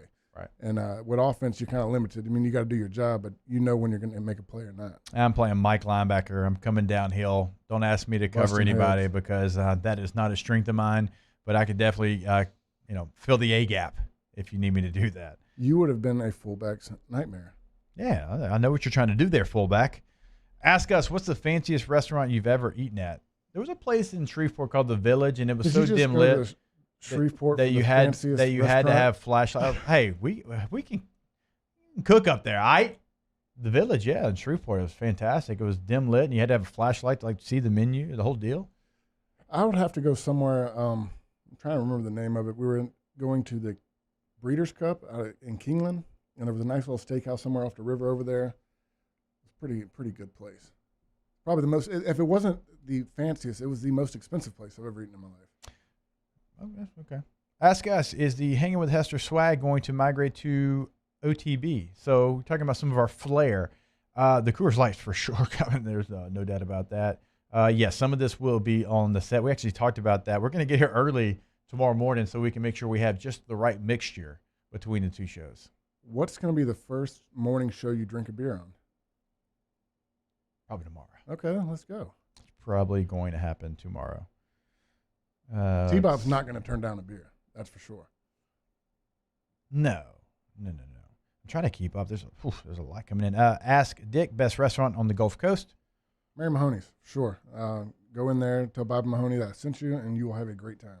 He's going to come tell you a few jokes, and you'll enjoy the whole atmosphere. Ask us, best cold weather food. It's hard to beat gumbo in cold weather. Chili, gumbo, soup, something like that. Chili and gumbo are my two go-tos. Those are always, like, when it's cold outside. Oh, minestrone soup, too. A big minestrone. It's not as good as gumbo or chili, but that's third place for sure. Not a fan? I don't know what that is. You know what minestrone soup is? No. Kind of like vegetable soup. Okay. A little bit. So never gotten it at Olive Garden? No. Really good at Olive Garden. And I always got the soup salad and breadsticks there as well. Okay. Probably just didn't know what the name. Probably mispronounced it and wasn't saying it right. Sure. Brent asked, is CST following Hester? They are moving to the morning slot. They will carry 7 to 9 every single weekday. So they drop off on the final hour, but they'll be there from 7 to 9.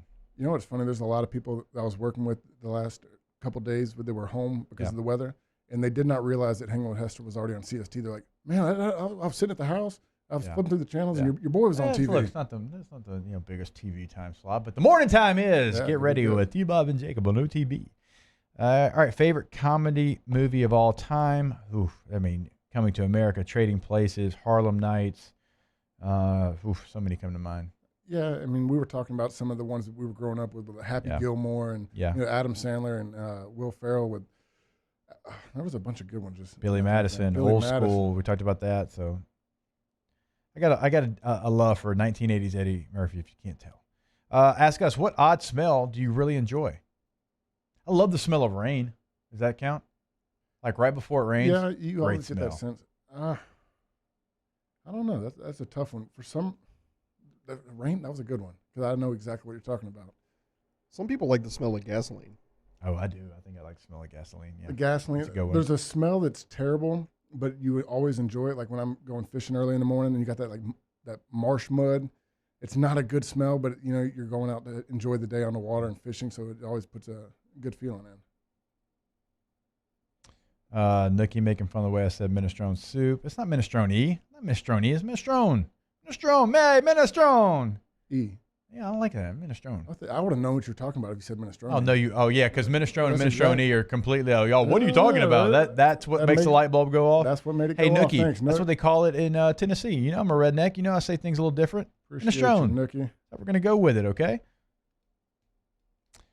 Who's going to be with Charles? We mentioned that. So he's going to have Rance. He's going to have Jimmy out a couple of days. He's going to have Hunt Palmer one day until something becomes more permanent. But I actually like the lineup with Hanny. They're going to crush it. Him and Rance are going to cover baseball. Obviously, him and Jimmy are going to do what they do. They've done it for a long time. Hunt to talk baseball, basketball. And as we know, Hanny is like a staple in Baton Rouge radio. He's one of the best. He'll pick up and he'll be completely fine, and they'll crush it here in the afternoons. Agreed. All right. How do you say boiled? I say it boiled. Boiled.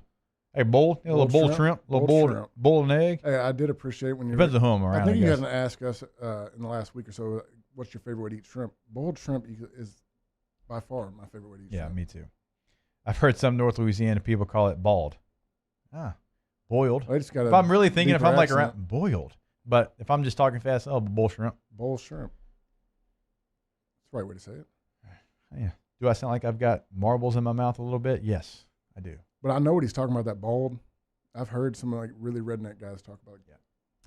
All right. I do want to thank like everyone who's interacted in the show. I mean, talking about to the old huddle days. I mean, y'all know who you are: Nook, Craig, Steven, BB. I mean, Champ. All of y'all. Appreciate y'all. It's been a lot of fun on Hanging with Hester from 6 to 8 to the 1 to 3 move to the 12 to 3 move. I've appreciated the interaction. Never forget that, and y'all know how I feel about the huddle and the chat now. So we'll continue that obviously in the mornings. I know you got to wake up a little bit earlier, but I always enjoy the interaction. Thank y'all for listening. A lot of people I want to thank real quick on this show since I moved to Baton Rouge: Justin Vincent, Ronnie Rance, Hunt Palmer, Richard Dixon, Matt Flynn, Austin Bain, Dan Canterbury, of course Gordy Rush, Happy Gilmore, Paul O'Neill, Kay Wazan, Josh Ward, everyone behind the scenes as well, and my man Charles Hanagriff. It's been a hell of a 7.5 months with you. Thank you for putting up with me for 7.5 months. This show had a lot of moving parts, different co-hosts every day, really from the get-go when we started. And so thank you for making y'all schedules, kind of rework them to get to the set and to do the shows. I appreciate all of y'all. Thank y'all so much. Looking forward to joining OTB officially official tomorrow morning. Hopefully you'll join us as well, and you'll join Charles Hanagriff and Ronnie Rance tomorrow from 12 to 3. We will see y'all tomorrow. Hanging with Hester and Hanny. Hey guys, this is Ryan Terrio with Mercedes-Benz of Baton Rouge, and you've got to come see us for the New Year's Certified Pre-Owned event. CPO vehicles come with an unlimited mileage warranty, and right now we're offering a 2-month payment credit up to $1,500, as well as 1.99% for 36 months on all eligible models. Check them out at mbobr.com or go see my guys Nick and Hess to take your new year up a gear. See dealer for complete details and exclusions. Qualified customers only, subject to credit approval by NBFS.